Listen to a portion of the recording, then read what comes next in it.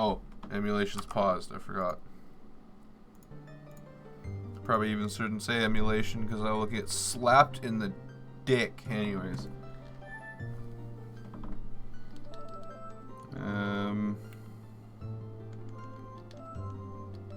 Core.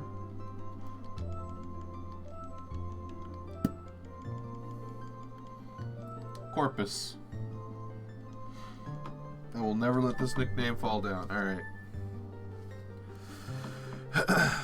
So, once we're done with the intros and stuff, yeah, play file. What the fuck do you think I click start for? So, you can go up to 10 times the native resolution on this thing to make it look real fucking bang for the buck.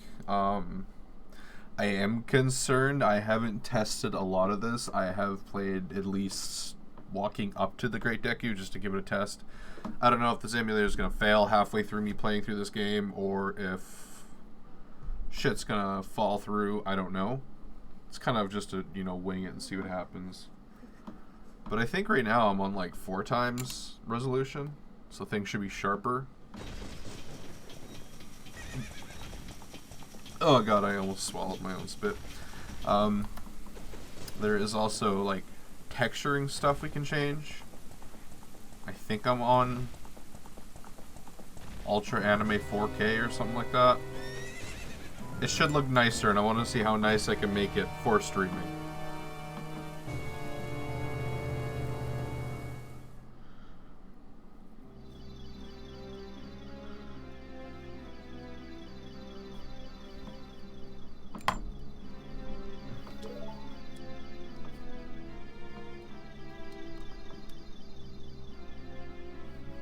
God, I look over and I just see dancing Tingle. Navi. Do sense it. The climate of evil is descending upon this realm. Malevolent forces, even now, are mustering to attack the land of Hyrule. For so long, the Kokiri Force, the source of life, has stood as a barrier, deterring the outsiders and maintaining a Oh, fuck. I have to squench my throat to make that voice, and I have no idea why I was making that voice. Want to become famous? Buy followers? Primes? Views? On... You know what to do, Ollie. Send that bitch to the pit. Up in here with your fucking... Yeah, get him out of here. Get him out of here.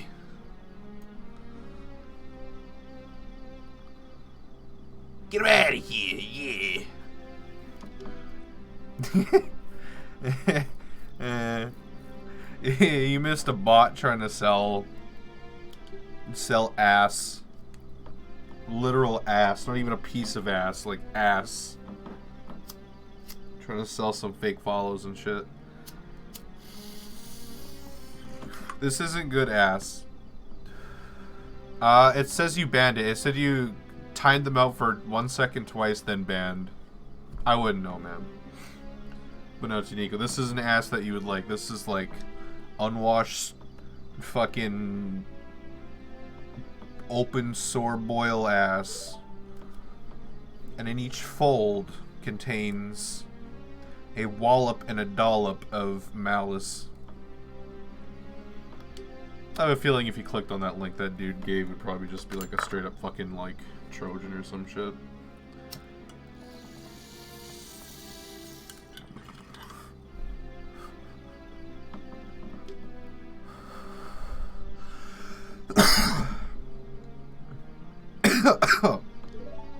Oh, I really should make a mute and unmute button for when I'm smoking. Oh, my normal setup doesn't even work for it. Hold on. How do I make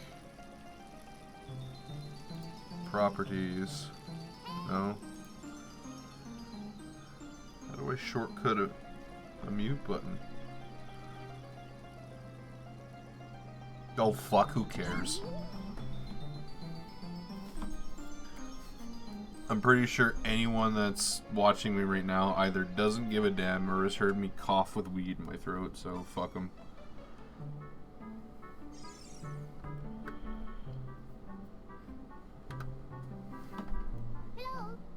Wake up. Great Deku wants to talk to us. He's got that drip. Come on!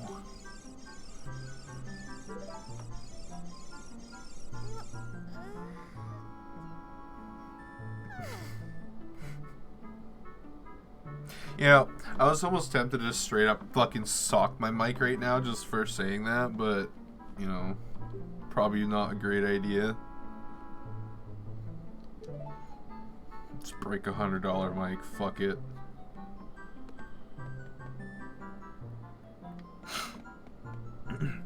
But, this actually might be a great place to show you what I mean.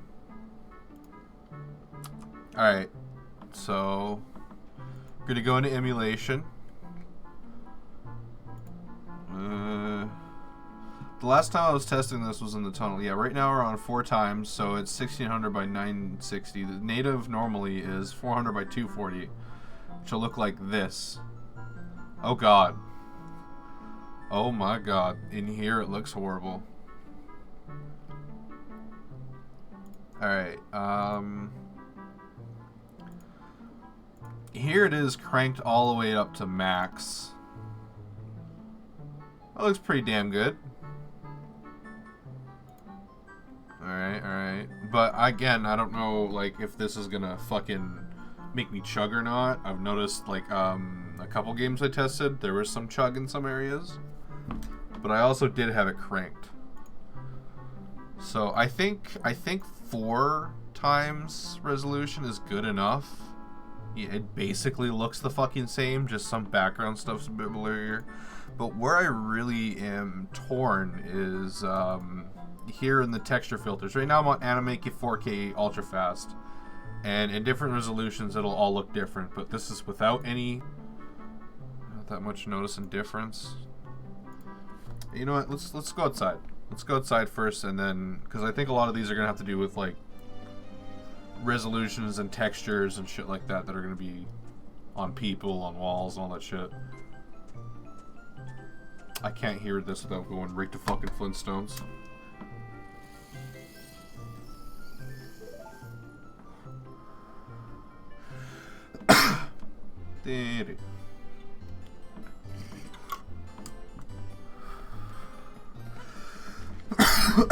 Alright, green haired chick. We're gonna use you. How the hell do I? Alright, some of the stuff is gonna be on here. There. She's gonna be our test dummy. Oh, damn. Alright. Oh, I missed a few chat messages. You gotta do that with $1,000 condenser mic, Orca 10K vintage tube mic. Alright, yeah, you just gotta take that thing and swing it around. Seeing this game more than 12 FPS is fucking unnerving. Yeah. What, sorry, your first ever crush? Alright. I'm gonna move this window over here so I can see as well, but alright, right now we're on 4K native resolution. Just for comparison, this is standard, which actually, oh wait, no. I think it just autoed. Yeah, it does. Yeah, I autoed the window size, so it's trying its best to match to my window, but this is regular. Disgusting. Vile. Blech. We're gonna go back to 4K. I think that looks good. That's about close. I gotta do a smoke BRB. Okay.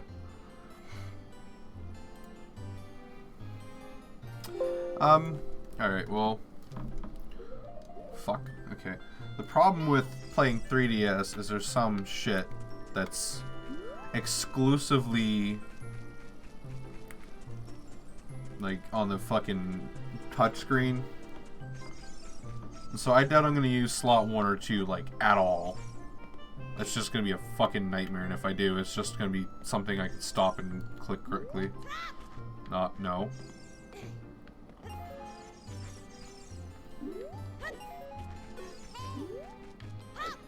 Where's the blue one? Where's the bloopy? There it is.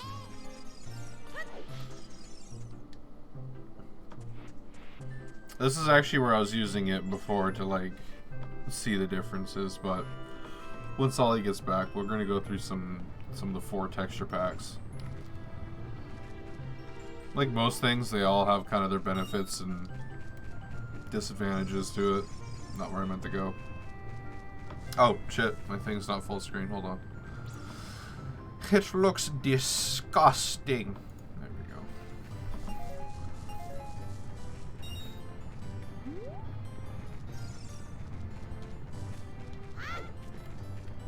go. Sorry. I don't think I could play a single Zelda game without making fun of Link's voice.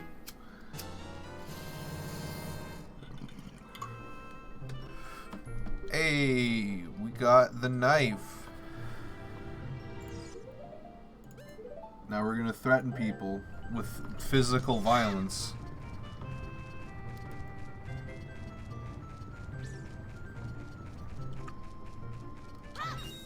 Like this grass. Okay, so we're at 20 rupees. I need 20 more. Maybe we can go get the annoying starter shit out of the way. I'm sure most of us has done at least a fucking billion times.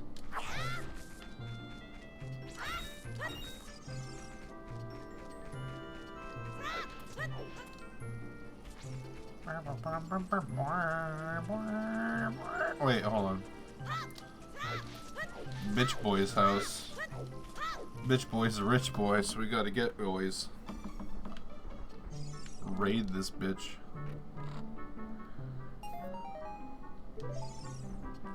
Single roop. 5 roop. Blue roop. And he keeps his heart in here. Cold bastard.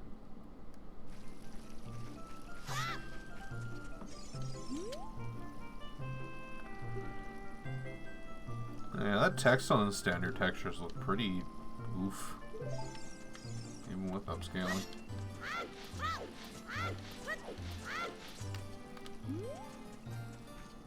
It's backwards running fast again? No, not really.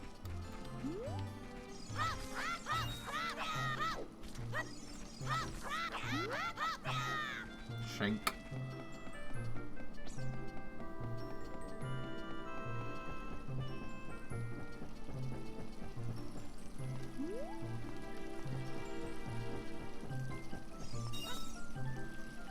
That's the money.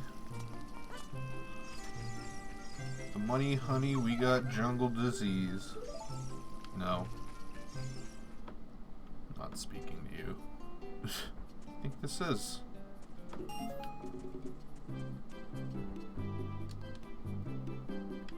Welcome.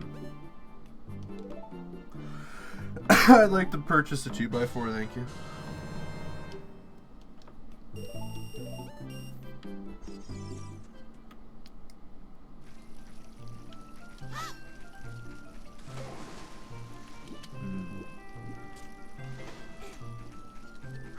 Is there anything in this? These are just the tutorial ladies.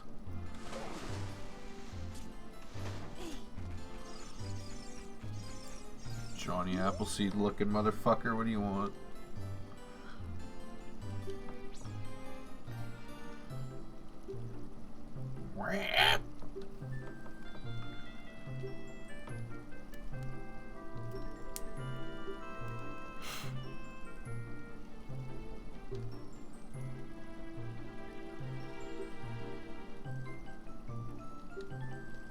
Oh, right. I gotta fucking put on the shield.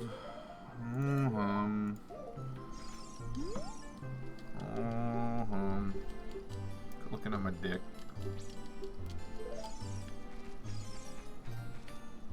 He's got a pink fairy.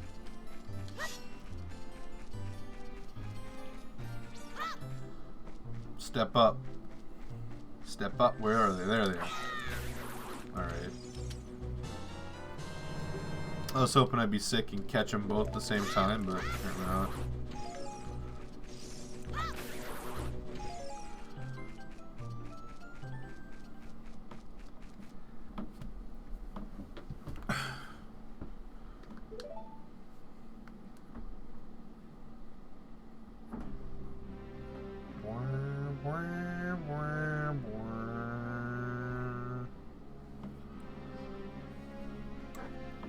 Probably one of my more favorite songs in the game. I don't know why, I just do. Do be like that though. Corpus, welcome. Listen carefully to what I, the Decutry, must tell thee. Thy then slumber these past moons have been restless and full of nightmares. As servants of evil gain strength, the vile climate pervades the land and well, I can't read right now. It must be boring being a tree. Yeah, well, I mean, gotta fetch that serotonin somehow, you know.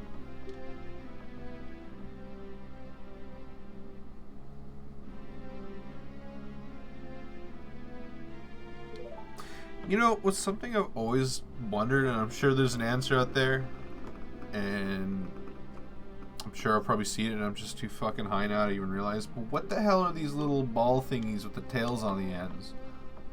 I've had people tell me it's other fairies, but bull fucking shit. Oh, where are they?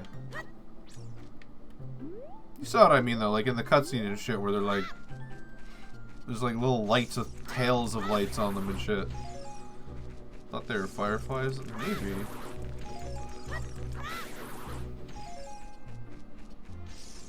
It's just fairy magic. Oh, you guys respawn quicker than I remember.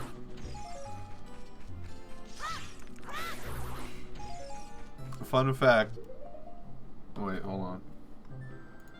Fun fact, these fucking sticks are almost, they're stronger than the Master Sword if I remember correctly. I think they're on fucking par with the big round sword.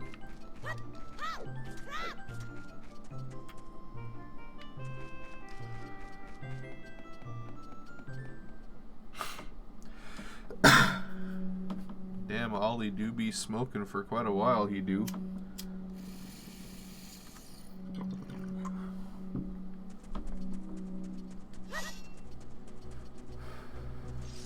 Oh, these ones have articulation. I think you can deflect the magical balls with anything, actually. Like anything physical in your hand.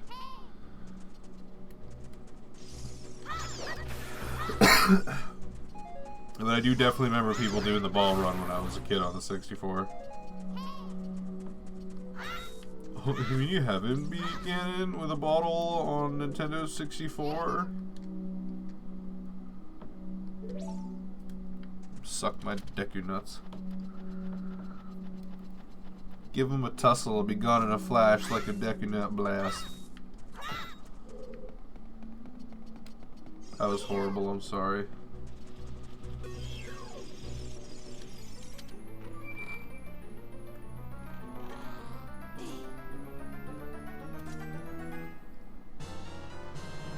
Dungeon map.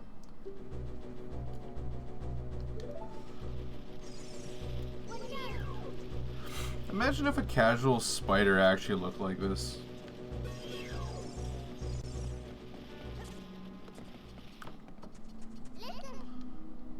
Like, even the most spider of spiders in the Zelda universe still fucking nearly kills you when you touch it, apparently. How do I shield? How do I... Okay. The controls are way different. Deck spider. Yeah, but, I mean, like... The most smallest spider I've seen... The most smallest spider I've seen in a Zelda game was in Twilight Princess, and that thing was still pretty much a fucking tarantula. But I mean, like, specifically the fucking skulls on its back. Like, we have some decent spiders here, and you know I see him even with me with arachnophobia. I'm like, ah, fuck, and then I overkill it with like 15 stomps, but I can kill it. That thing I wouldn't even fucking go near. Coconut crab. Are you talking about those spiders that are like? Wouldn't that technically be a crab though, or are crabs arachnids? I don't fucking know. I've been smoking nothing but hash the last hours. Crustaceans. Are spiders crustaceans? I remember reading somewhere that they're technically a tektite.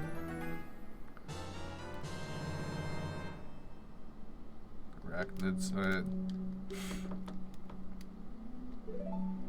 There's a lot of bugs on this planet that can be taken out with a 12 gauge though.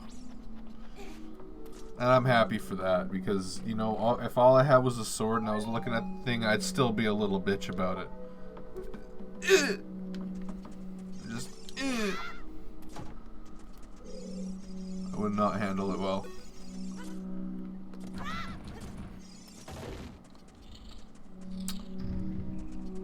And, like, okay, the last place I was living with had a real issue with, like, grass spiders, which are not dangerous at all. None of these fucking spiders around here are dangerous. Are you kidding me? Seeing a spider that size is shocking. I'm pretty sure it'd be screaming while blasting it away. Yeah. But, I mean, you have the safety of a ranged attack, I guess. Like this, actually. Forgot you do this. I don't know how, but I completely forgot the first item you get is a slingshot. Okay, but going on back to the gardener spider thing, though. Like, this place I was living at had such a... They curl up like spiders. I mean, they are spiders, but... Anyways, so, I don't know if you've ever seen a grass spider. They're generally just a regular spider. They're not dangerous, but they're big and leggy. It's one of the things I hate the most about spiders, is any of them with giant fucking legs. And they would be in my room all the time. Like, guaranteed when I was living in that room, there would be at least 20 within the distance of me. And I fucking hated that fact. And I had this, like, LARP axe, little foam LARP axe that I had. And this spider just comes whizzing out from under my bed. And it's just sitting beside me, this axe. I look at it. Another spider comes out. Two of them are just kind of on my carpet. Instance took over and I just started beating the piss out of this spider. I broke the axe. There was no spider left. And that's my reaction to any kind of spider. Doesn't matter if it's big or small. It's becoming mashed potatoes.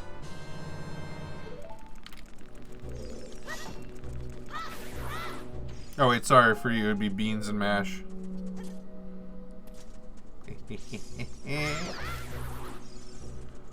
Nuts!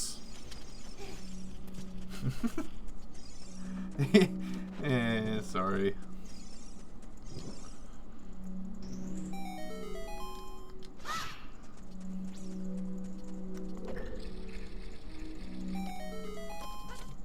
You spelt it wrong. It's EH, not I.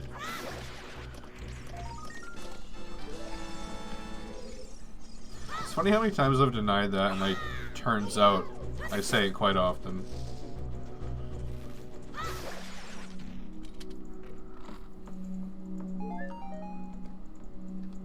The fuck would you know there, bud? Go down to the Tim Hortons, have ourselves a cup of Timmy's, and ride our polar bears there after filling it with the Coca-Cola to give it the energy to take us across the land. From Fargo? I don't even think I know what a Fargo is. That or I'm just so brain dead right now I don't even recognize it.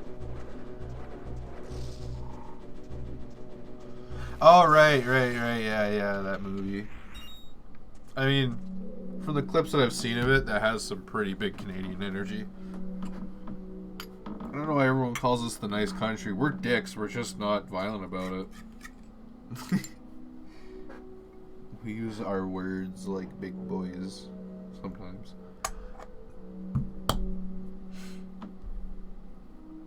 Am I thinking of the right one then?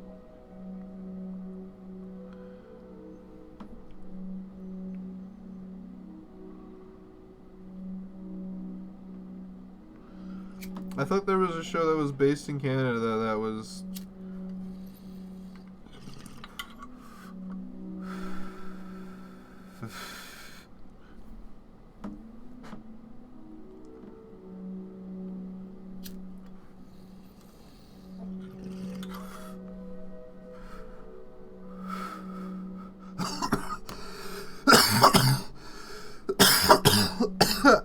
Jesus Christ. Most I know is the one diner scene was very Canadian, though. Just the insults and the style of it. But hey, you know what they say. If you remove the borders, we're all just one big continent. Kinda. I don't fucking actually know. Oh, so welcome back, Ollie. How's the smoke? I don't know what the hell I was planning there. And then I'm back, I'll be a minute. Yeah, no problem. No problem.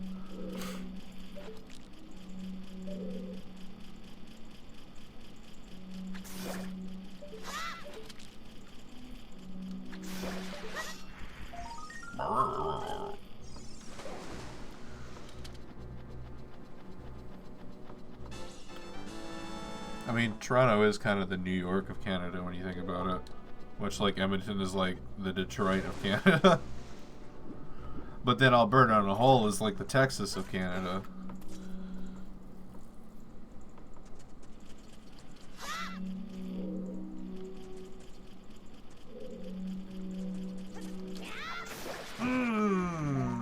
What of it?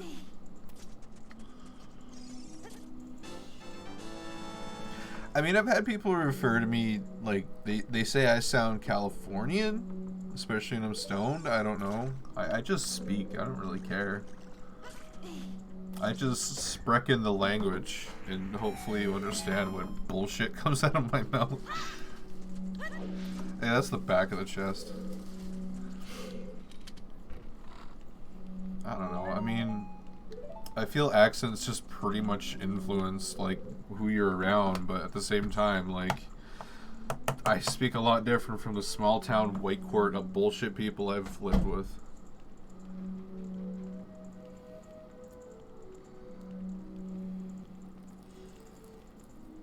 Yeah, Ollie's very much like a...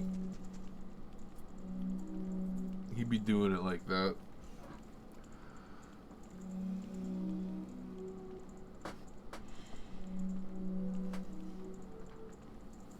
Sound posh. Posh.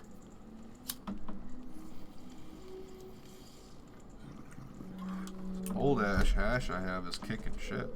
Alright. Jesus Christ.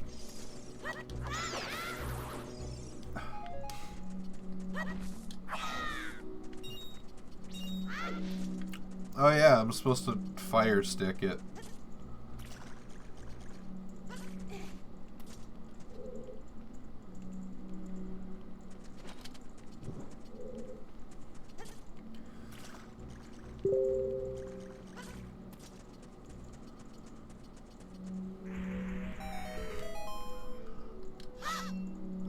My stick point away. Alright.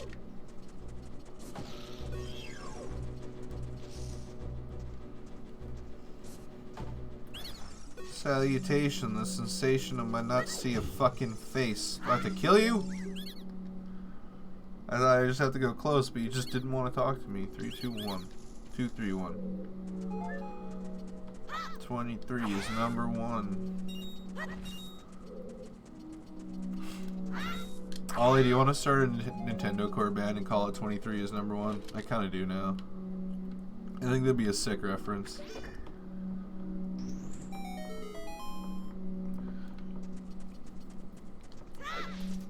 Get this though, you could be drums and keyboard.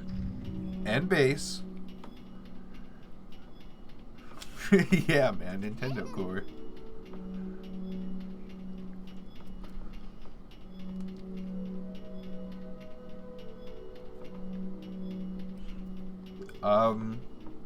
Fine. TurboGrafx 16 core. We'll leave it to horse the band, even though I'm pretty sure the guy's eyes roll farther in the back of the head than my fucking balls recede back into me when I hit the cold air. Amiga core. I don't even know if I could do that, man. I've only grown up like strictly Nintendo because that's all I could get. I mean, thankfully, in my opinion. It's left me a little humble.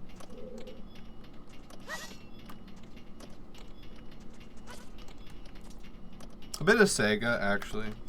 I remember telling you the story how my brother's friend gave him his old Sega. And that's where like the $50 and Gumball machine came in.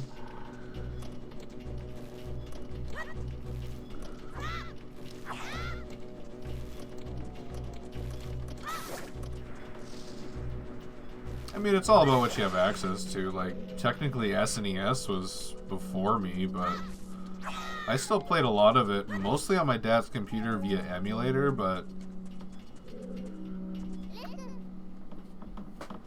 it was definitely a heavy influence in my life. And every time I saw someone with an SNES, I fucking went nuts. Unfortunately, I'm pretty sure if we owned one, it was sold early. And my brother was a major console hog. Like, by the time I was, like, more continent in playing games, I think it was 64 and then slowly getting into the GameCube. But, like, SNES always fascinated me. Same with NES, but SNES was something different.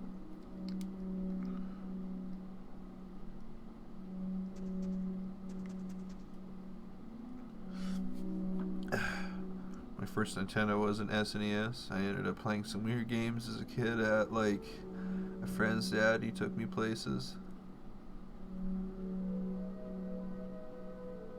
Oh yeah, frame that. That'd be sick, just a framed console. And I remember seeing, like, bits and pieces of the first GTA, but, like, I don't know, I didn't give it any attention for some reason. I don't even remember why. I think I was just a dumb kid.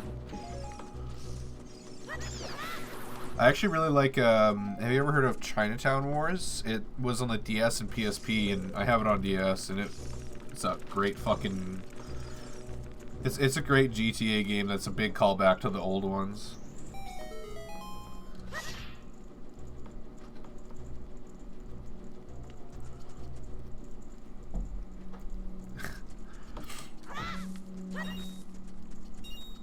Yeah. I remember my dad didn't give a fuck about age restriction on games. My mom was the only one that had problems with it. I was allowed to play Blood Rain, but I was not allowed to play, Discord, yeah. Sorry, if you called me, I don't get notifications that much. Because, hold on. I keep it on that mute. I'm not even logged on it. That's a problem. Hold on.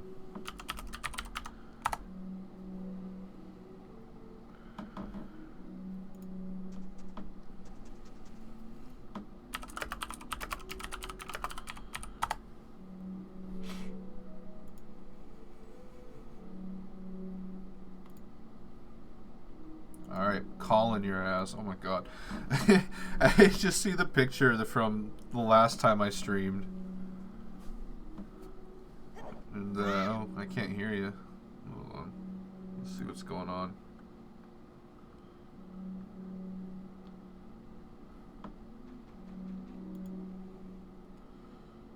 Ooh, output. Definitely not my Oculus. Definitely not Oculus. There we go. That's better. Nintendo Bingus. And Taniko, if you wanted to join in on this, you can. He messaged me saying he's braver at it now, so I don't mind.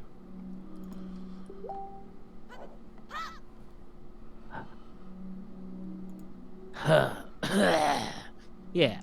Oh, but now I can't hear the game. What a bummer. You can't? No, because I have to mute the stream. Otherwise, I'll hear everything. It won't be good.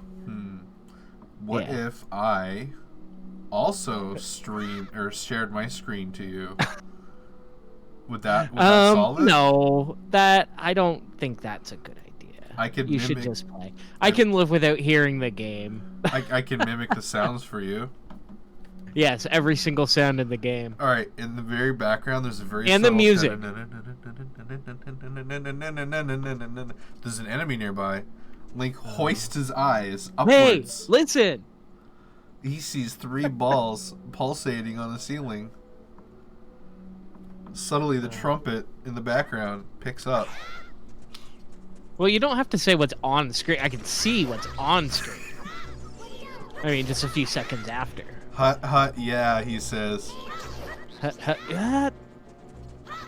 Little combo bitches. Yeah.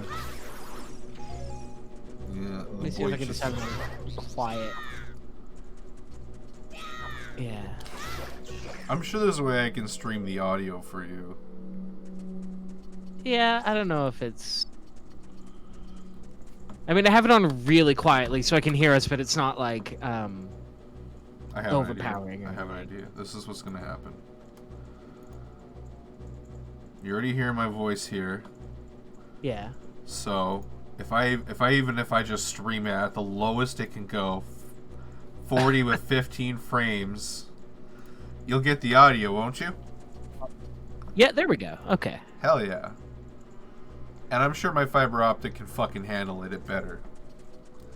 Yeah, well, just keep an eye on the stream and make sure it's not choking out.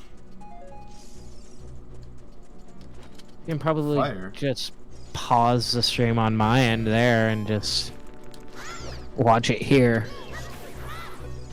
If you're okay with 15 frames and 480p. No, dude, I mean, I'm used to it. Like, the game is only usually, like, 12 or 15 frames or whatever, so it's like... it's just like watching it in the regular frame rate. If anything, it looks more like the game usually does than, you know, with the, like, 60 or whatever. It's uncanny seeing this game 30. at 60, really. It's 30, I believe. Or 30. Is it? See, that's even... Yeah, okay, yeah, it's like a smooth 30. It just feels like 60 because it's like double what the game normally is. I mean, the emulator runs 60, but it only displays the game at 30. Right, right. What's really weird to me is the heavy upscale. I've never seen, like, Ocarina of Time this fucking clear. Oh, yeah, it is crystal fucking clear. I should do really, it looks Mask great after this. Oh, yeah, hell yeah. Just make sure the emulator clock is running at the right speed. Because we all know what happens when the game is running slightly faster than it's supposed to. I'm pretty sure I still have that duct tape controller that you broke. Fuck. I didn't even realize what was going on, and you just suddenly screamed and just like whipped that shit. Pretty sure I might still have that video saved somewhere. It's... if you do, you need to post it. Yeah, go clip me fucking losing my shit. Maybe. I don't know. That was a full stream, man. Well, yeah, I played for like fucking 20-something hours. I need to see this video. It was almost 100%, I believe. Did we finish it? No, I did not finish the game. I ended up getting stuck on that for so long. I was trying to like 100% everything. And then I spent like hours trying to beat that stupid fucking thing, and I could literally, it wasn't possible. And then it took me so long to realize, after fucking losing my shit and then like savaging your fucking controller, and then like checking and like actually comparing it against a fucking clock or whatever, and being like, yeah, no, the seconds are running slightly fast. So, and I got so fucking close to beating it too. I was literally like, if I could have actually shaved like 1 second off by the end, I would have been beating it. Like, it was that close, but it was, the emulator was running just fast enough that it wasn't actually like possible. Like, Sorry, I always love how Link just fucking spins. yeah, just spins in place.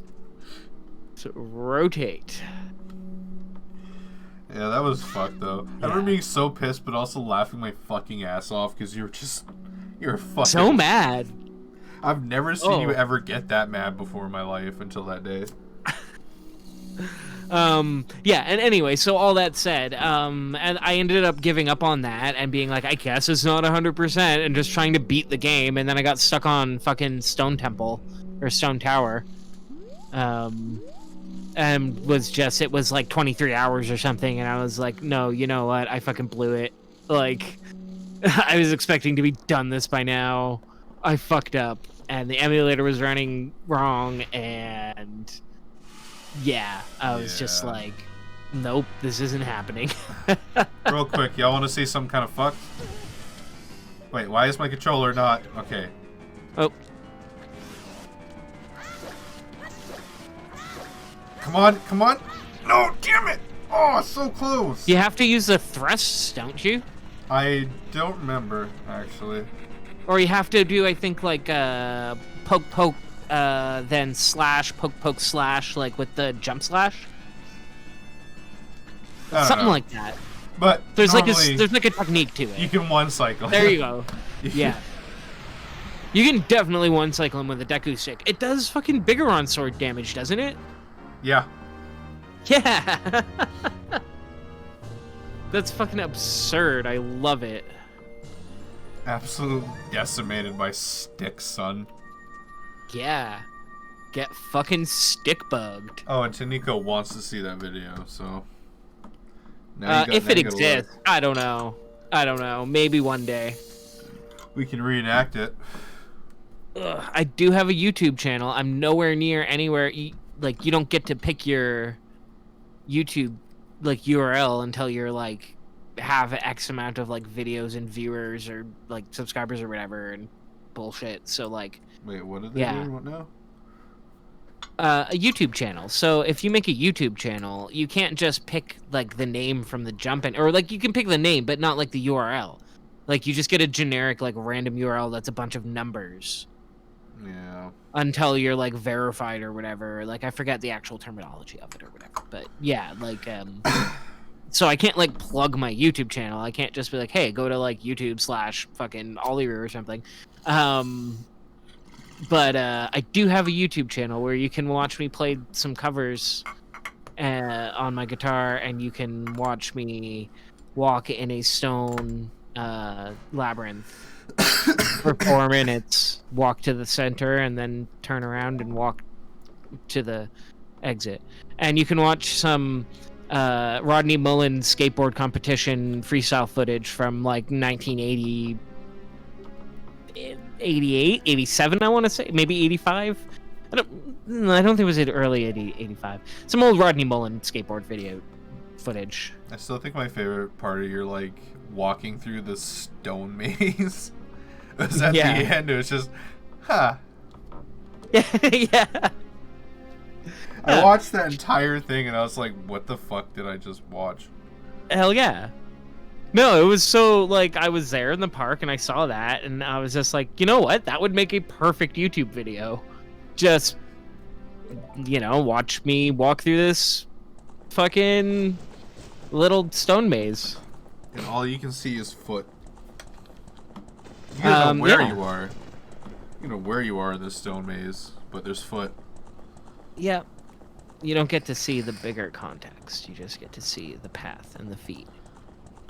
Walking, the process. Yeah, that's a nice park. Nose Hill Park is really big, and it's a really, really big hill. And on a clear day, you can see the fucking mountains from the top parts of the hill. I mean, the top parts, like, there's, like, valleys between them. It's a big, big, like... I've actually never been in Calgary that much. Yeah, I mean, you've definitely seen it if you've been to Calgary. Like, not up close necessarily, but you've seen it in the distance, definitely, if you've driven into Calgary. I mean, if you've done it on a clear day, that is. The last time I was there, aside from in a group home when I was a kid, was when me and you went there for that Christmas party. Yeah. Yeah, that was a while ago for sure. Still one of my favorite stories, though, coming back and pissing off that rich fucking a fancy car behind us. Yeah. Oh. You shall not pass. Trolling. Car trolling. Hey, I mean, I'd speed. I do like 15 over the limit. That's enough to get a fine. There's nobody's gonna pull you over for that. I just remember like us co-working with the fucking semi beside us and not letting him pass. Yeah, well, I mean, that was just me. That was just entirely me. Like, the truck wasn't like... The truck was just doing his thing. I looked at him and he smiled at me. Did he? Yeah, I mean, I didn't... Yeah. He knew what I was doing, yeah. I mean, I'm just an asshole. I try not to do that anymore, because, like, the world has made me much more scared that some fucking prick is gonna, like, fucking shoot at me or something. I just don't need that. But, I mean, yeah, it's fun while it lasts, right? At this point, I don't give a damn. Go ahead, point your gun at me. Do it.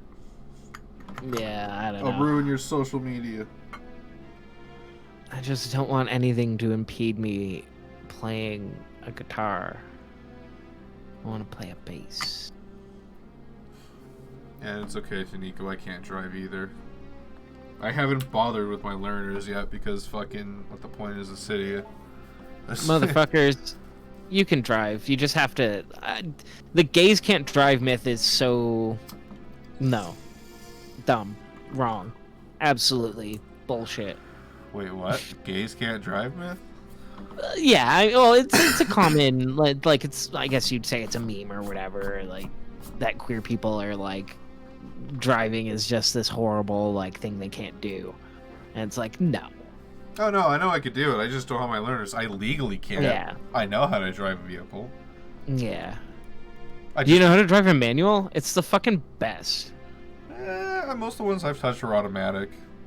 Besides, like, I've only driven a car a couple times, but I get the gist of it. It's not hard to maintain a speed. Oh, once I fucking got in... I started on automatics for years. I only learned to drive a manual when I got a manual. But, I mean, now that I've driven one, driving an automatic just seems like, wow, this is boring. Like, fuck, there's nothing to do. Both hands on the wheel. Oh, now I have to stop. I guess I better push on the brake pedal and do nothing else. I mean, like, even if you're driving in the city, that you're not going to go past maybe 2, unless you're on the highway, maybe to 3. Oh, no. I mean, you know, it depends on where you're driving. Like, there's parts of the city where the limit is 70 or 80 on certain, like, just like parts of, like, what do you call it? Like, industrial areas and shit, or just areas that are thoroughfares that, like, I guess you'd call them, like, freeways, but not, like, fully freeways. Like, just certain artery roads and stuff. Also, I just quickly need to point out, y'all saw them, right? That's what I was talking about. There they are. The weird little light snakes. Oh, yeah. They? I have no idea. I guess they're supposed to be, like, fireflies, or, like... That's what Chico was saying, but, like, at the same time, they just look like light snakes. Yeah, because it's supposed to be like a trail effect, I think, right? But there's other ones with no trail effect. Look at them. Well, yeah, but those ones are, like, also fading in and out. I don't know what that... Sparkles. It's just a big deco tree got some sprinkles around him. I just need to smoke more hash. You just like some sprinkles. I kind of feel gross because this hash has been sitting in a bag since I moved into this place. So Ooh. I'm not a big fan. It's still smokable. It's hash. Yeah, it keeps, but if it gets all dried out, it can get, you know, yeah, a little harsh. I have to slip it apart with a pair of clippers. It's pretty hard. It's like a brick. You know, if you very, very gently use a lighter to, like, just sort of heat it up very gently. Softens it. Yeah, I literally break off a chunk, put it in the bong, just quickly spark against it, and then push down on it, and it just breaks apart. Yeah, that's fair. But I mean, for getting a chunk off, like you can take the bigger chunk or ball or whatever, and you can kind of very gently brush the flame against it, and it'll sort of I hope soften Twitch it up a doesn't little bit. ban me for just having fat bong rips on my stream. Well, I mean, the more you point it out, Okay, that sound is this is either a broken pipe. I don't know how to drink a Capri Sun, or you're hitting a fat fucking rip. So I don't know. You know, I'm gonna refer to it as I just guzzle a Capri Sun from now on. How does that sound? Yeah. Oh, hold on. I just have to deep throat a Faygo for a second. Candy apple. God. You get one of those, oh, what do they call them? Like the little chubbies? The little fucking, like, soda. That generic ass, like, you have blue flavor and fucking red flavor. I gotta choke on a chode one sec. Yeah. They're just those little fucking, like, 196 milliliter, like, baby-sized fucking sodas. Yo, God. Listen up though, okay? I always wanted one of those little chubbies as a kid, because like my friend always get one. I had one once. Well, so yeah, I was like, because like so all these good." other kids would have them. Yeah. And, like, Mom but was then like, why the fuck am I gonna buy you like little shots of soda yeah, for like $10? exactly. My mom was totally like took one look at it and was like, "Oh, that's dumb baby shit for dumb babies. You don't want that." Have a Coke like a real boy. Yeah. Or have a fucking root beer, my son. When my grandpa come over, it's here. Have a goddamn shot of whiskey. Put some balls on you. Yeah, no. That wasn't until a little later before they let me do that. Like, Grandpa, I'm 5. No, if I was really getting turned, you know it was all about that chocolate milk. Fucking when my grandfather had the Linda's Hamburgers in the Kozlov Mall in Barrie, Ontario back in like the mid-90s, late 90s. Fucking we'd go to that mall food court and we'd pick us up some motherfucking chalky milk and fucking curly fries. Sounds good. So good. The only memory I have that distinctly sticks out from chocolate milk is the one time I got really sad at a fucking... Was it Badass Jack's? Yeah, Badass Jack's. What? What is this? I asked for chocolate milk and they said they didn't have any, and like after we made our order and I sat down, she brought out a fucking tray of chocolate milk. And so according to my mom, I just straight up fucking just started bawling. Yeah. Like, what the fuck? Eating your dry ass sub and I can't even have a chocolate. I got a regular milk, I'm pretty sure. I just wanted milk. Who the fuck is Badass Jack? It was a sub and wrap place. They did horribly, and there's like maybe 2 left in Edmonton. Really? Yeah. I just remember distinctly, I think I was coming home from like an appointment from Edmonton, and I was just like, I feel like having like subs or a wrap. I liked Subway as a kid. I was a chocolate milk Subway kid. Yeah. Subway was better a long time ago. I don't know. I think I just said I wanted to try something different, and they're just like, well, this place says it has subs and wraps. Yeah. I remember distinctly that they had a fucking chair that hangs from the ceiling that was like an egg. Really? They had one of those? I wanted to sit in it, and my mom was like, no, you cannot sit in the egg chair. And I'm like, I want to sit in the egg chair. Why not? I wonder if that place is still open in Edmonton. I should go back there and be like, hey, you fucking remember me? Just please explain to me, what is the harm in an egg chair? It was for one person only, and it was a family of 4. Well, everybody takes turns sitting in the egg chair then, obviously. Pretty sure my fat ass at that day age probably would have broke it anyways. Knowing me, I would have tried swinging. Yeah, oh, that's probably exactly why she didn't want you to.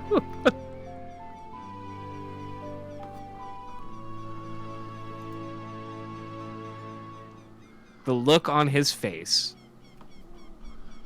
What the fuck, bitch? You just choose on it. I'd just chew on it. Oh yeah, and I totally forgot about the texture things. Just let me go. And then he backs away, like, horrified. Like, all right, peace. I mean, I get it. I get what the emotional tone they're trying to strike there is, right? But I mean, it doesn't work when he's dead ass face looking at her. yeah, who the it fuck are definitely. This game ages well in a lot of regards, I think. But it's Also, I just noticed, ages if you look really close, it looks like this is like a wooden butthole. a little bit. That, like, background, the back of the door, that's sort of the, like, fade into, like...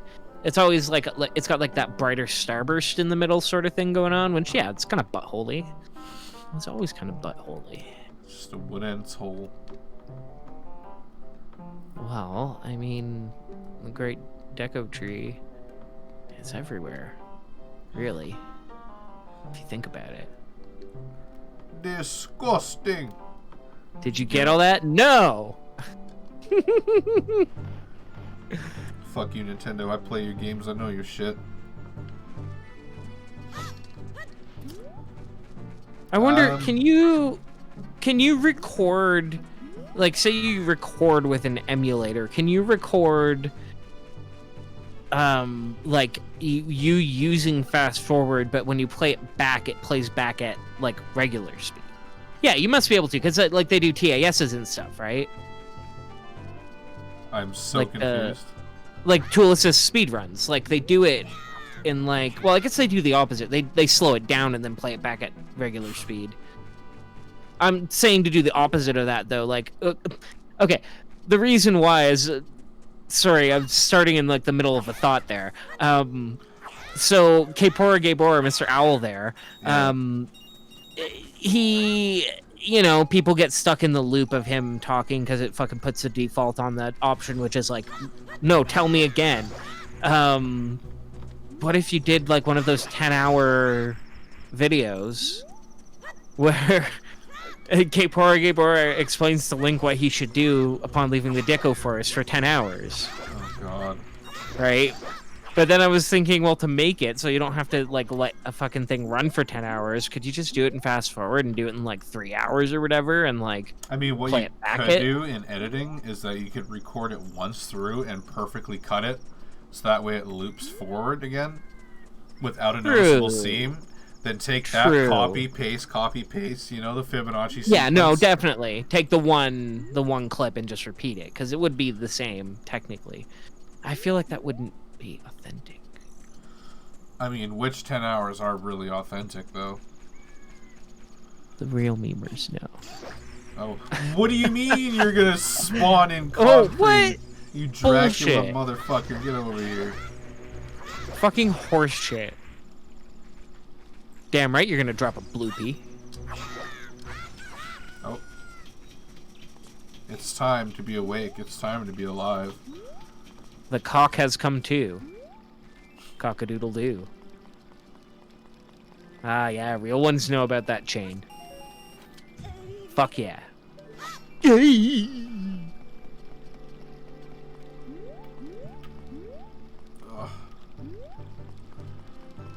Oh, snap. I just remembered some fucking relevant Nintendo bullshit from the news recently. So, you know, there's been all those Nintendo, like, Giga Leaks or whatever they're calling it, right? Yeah. So some mad lads have been... One dude in particular went through and, like, basically... How did he explain it? So I think it was because when they put Super Mario World on... I think it was the DS or the 3DS, whichever one they did it with. They ported a bunch of the data and shit over from the original version, right? The SNES version. So, like, using that, this dude reconstructed a list of a bunch of the sound files of, like, the samples used for all the music. And like some friends of his have now been using that data that he like dug out and like, you know, made readable and shit and like isolated to reconstruct the music from fucking Super Mario World as like high quality remastered or like uncompressed like fucking versions of the songs, and they sound Really? fucking dope. Really? Yeah. Oh, it sounds great. Do you have It's a all- link to one of them? Yeah, I can link it to you. I'm sure we could check it out on a stream without a VOD mute worry. It's a video game song. Oh, yeah, true. We probably wouldn't have to worry about that. I don't think I have to worry about it too much. Like, it's me, you, and Taniko here. I don't think there's any way I'm gonna really get in shit. Like, There's I find... like automatic like detection, but yeah, I mean it's not Worst comes to worst, I get muted for It is a- 5 minutes. video game song. Yeah, like where are we here? Super Mario World restored. Oh, don't you just start playing. I don't want that. Oh god, they've uploaded so many more since the last time I looked, which was like yesterday. What do you want to hear? There's athletic theme, the overworld theme, Surprise me. swimming. Surprise Okay. me. What would be a good one to show off? Oh my god. Okay, I just have to take a Oh, moment maybe here. this one. Hold on, I just have to take a minute here. Look at fucking Castletown in this. Just Yeah, look I at mean, this. wow. This is what it looked like on a CRT to you when you were like a kid. Like, Oh, you know something we haven't even... Oh, dog. We haven't even messed with? what? Um...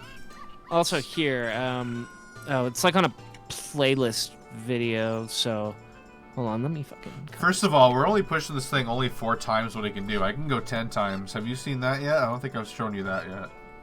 I don't know if you've shown me that. Here you go. Dang. And the better part is, there is texture filters. This one's called Anime 4K Ultra Fast. And I think it mostly just fixes the faces. Huh. There is another one here. Bicubic.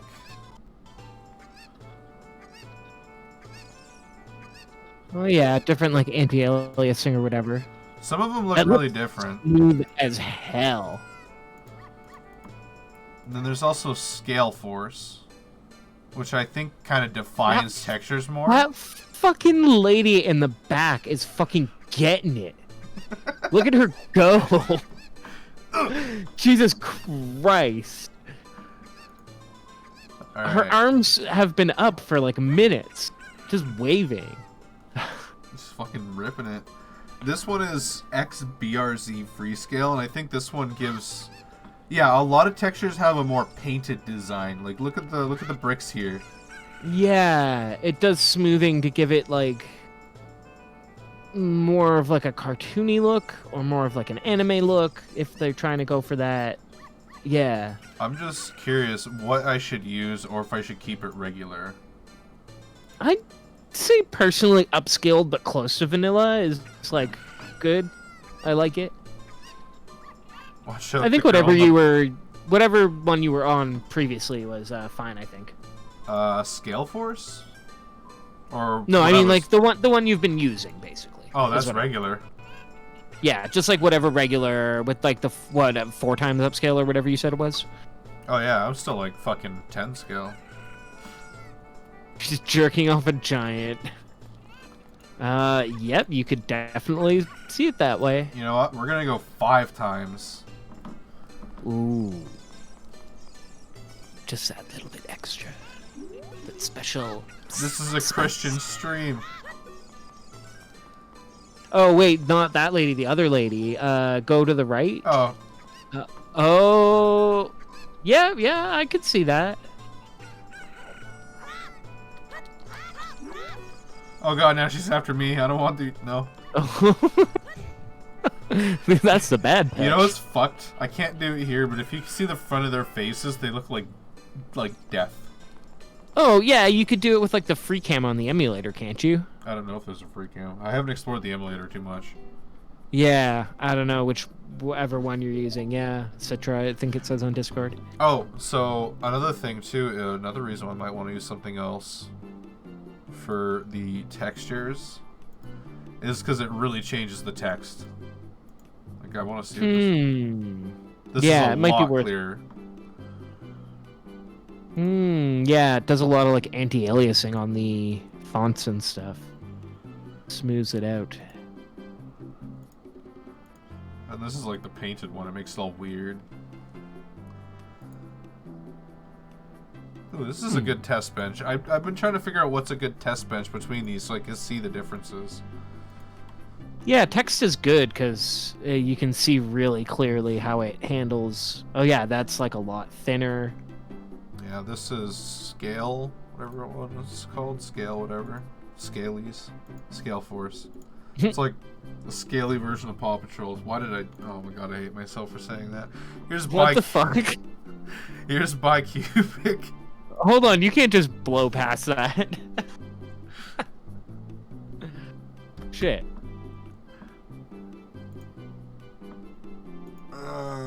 Going through these menus is really quick is weird. Anime 4K seems to be the best.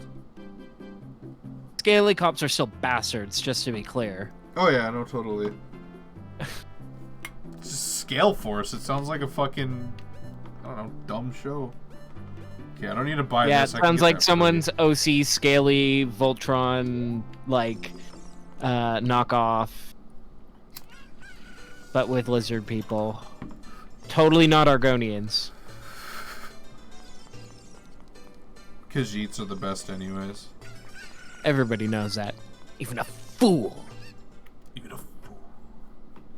Hold on, how do I want to mute myself temporarily while I munch on chips. No, that's disconnect. Mute. I could use some munchies, but streamer eating is like the worst sin. Oh yeah, I'm supposed to go meet Zelda. Yeah, that's why I'm muting myself while I,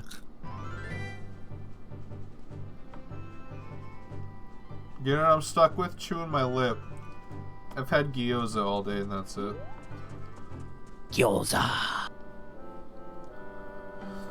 Oh, I see so much God. different foods and shit coming through at work now. A bunch of import shit.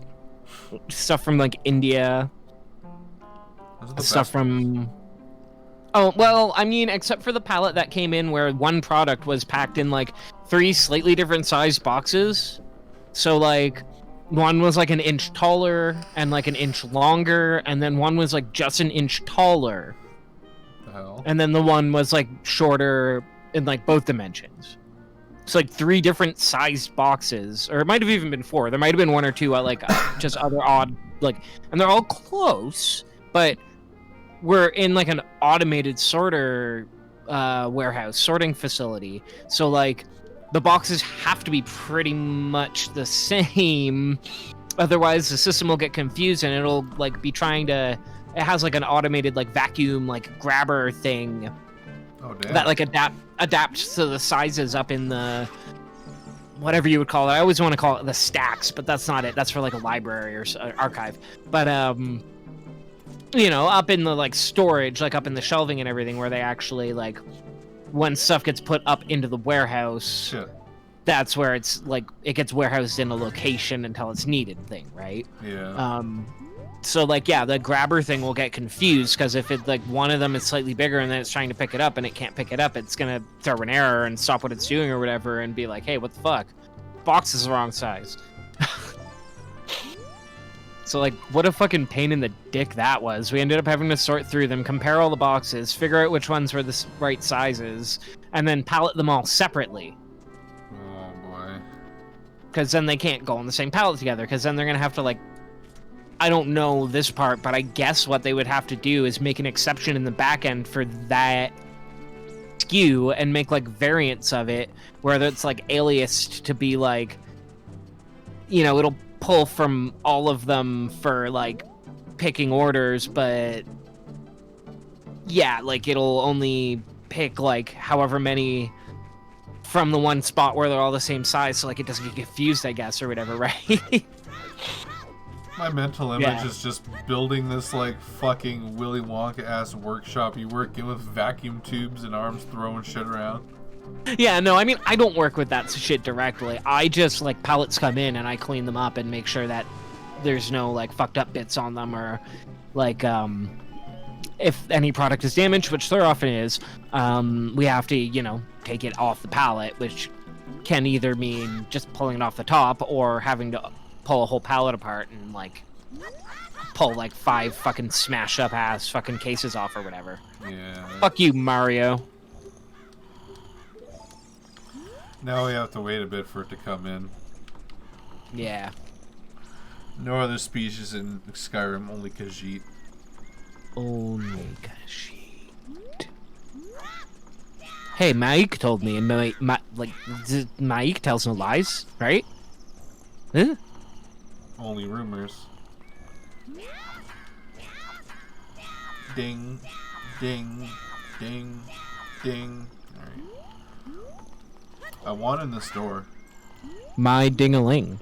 Mystery door. Hyrule Castle is nothing but mystery.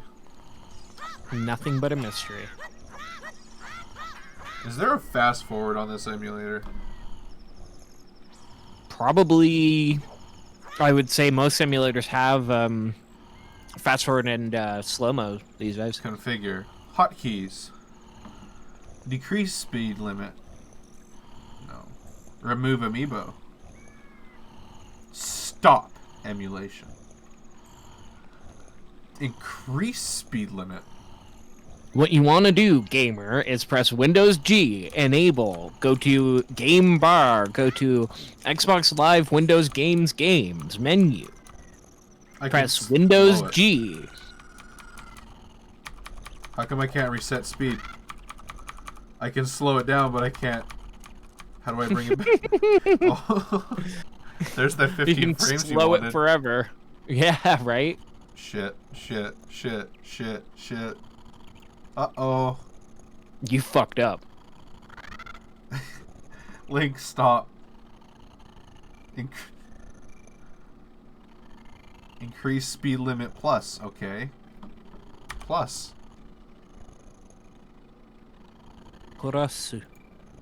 Which plus is it? Is it like shift equals, or is it like numpad plus? Or does it differentiate between the two? I figured it out. Nice.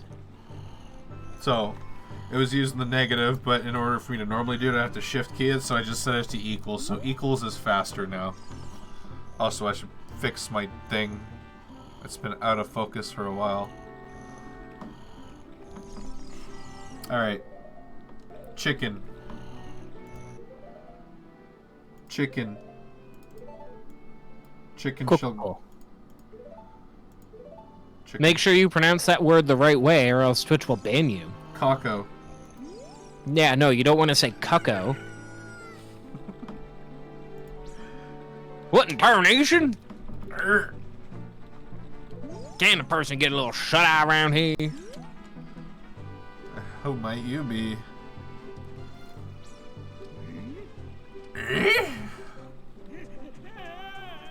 You know, Talon is a pretty fucking badass name.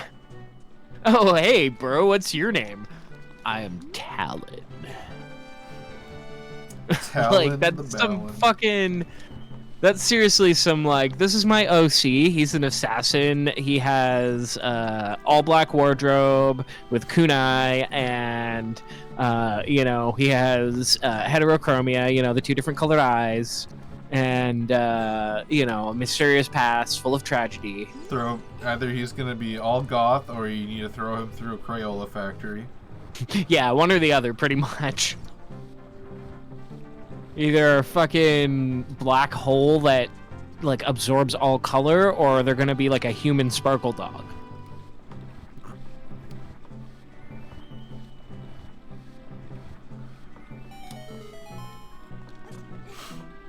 I mean, I can't talk too much shit. Most of my colors is black and red. This is the most, like, stereotypical thing ever. Yeah, but okay, but you got red. Red is good. Black and red is a good combination. Like, And then people There's a actually see the reason. character and they realize that, yeah, he's not edgy. Well, tries not to be. Yeah. He'll chew on fucking tables, for crying out loud. It's not edgy, it's just special. Yeah. Yeah. Yeah. Yeah, pretty Oh. much same. Like, I forgot this one guard has some serious pep in his step. Like, he walks like a pissed off mom. whoop, whoop, whoop, whoop, whoop, whoop, whoop, whoop. Yeah, and that's like the power walk too. He's so stiff that it's like, that's, you know, that's the fast step you get when you know you fucked up. That's how my mom walked towards me in a Walmart when I got away from her. Definitely. Or that's how like the security guard walks up to you once they like see you walk into like the employees only zone. Get that fucking power walk up there. This one just don't care. Oh, he's taking a leisurely stroll. Be gone with ye blindies. This one, though. You know what would be a good boundary break episode is just close-ups, just taking a nice close look at all those statues in this fucking garden. I'm pretty sure the guy who does Boundary Break actually did this area. Probably. I mean, what other game are you gonna do first as boundary break?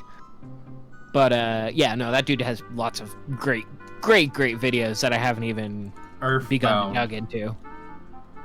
Oh man, oh, I haven't really looked at. I've mostly seen his 3D stuff. I haven't seen him do like really much 2D stuff. Earthbound.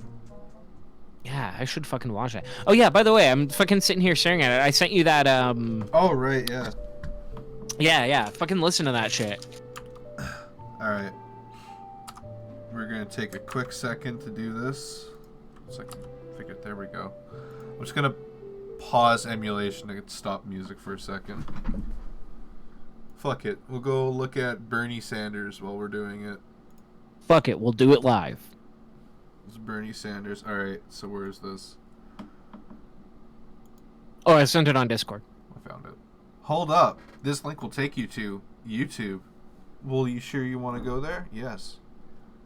You sure? Oh shit.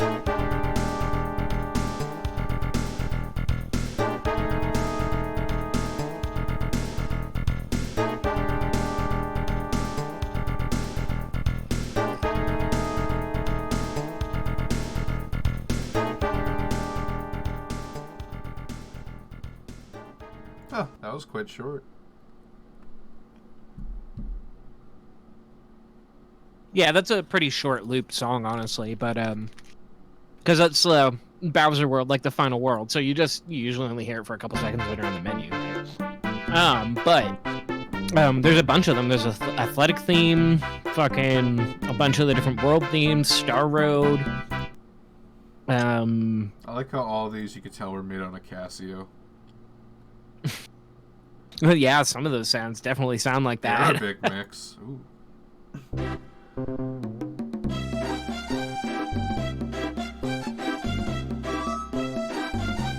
What?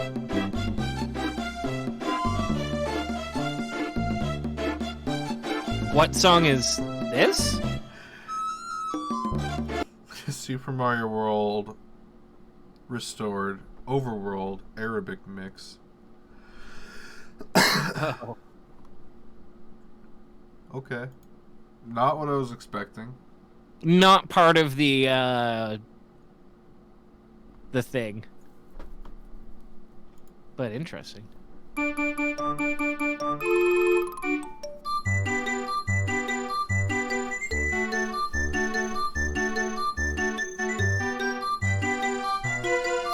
My right ear loves this. That ding ding. It's very bold.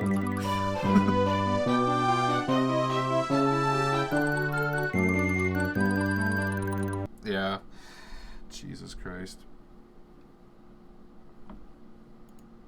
Yeah, it sounds amazing. You could tell it was made on like a Casio too, though. Just from the samples. Yeah, some of it for sure. Like, Oh right, emulation has they were been using paused. like different sound sources and stuff for sure. I mean, my legit 3DS gameplay was closed, which resulted in a stopped motion. Ah, yes. Zawarudo. Hey, Lisa.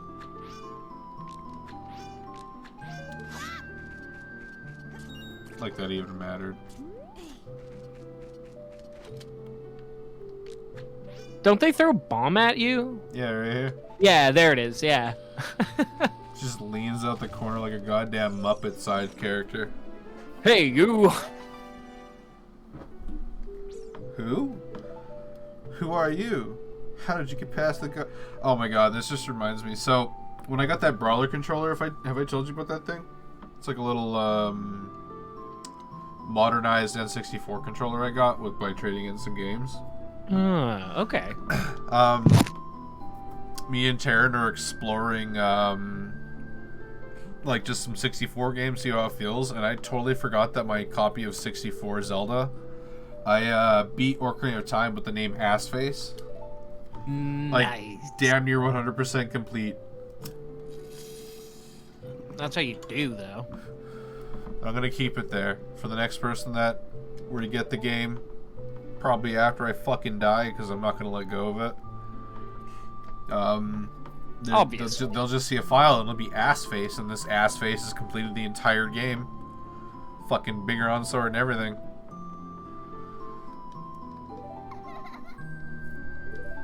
You don't have to do the fetch quest. Assface did it for you. Assface is a real mensch, you know? Or there's plenty of like GameCube and 64 games with the name Skullbunt on it now. Fuck yeah. Some I've already traded in.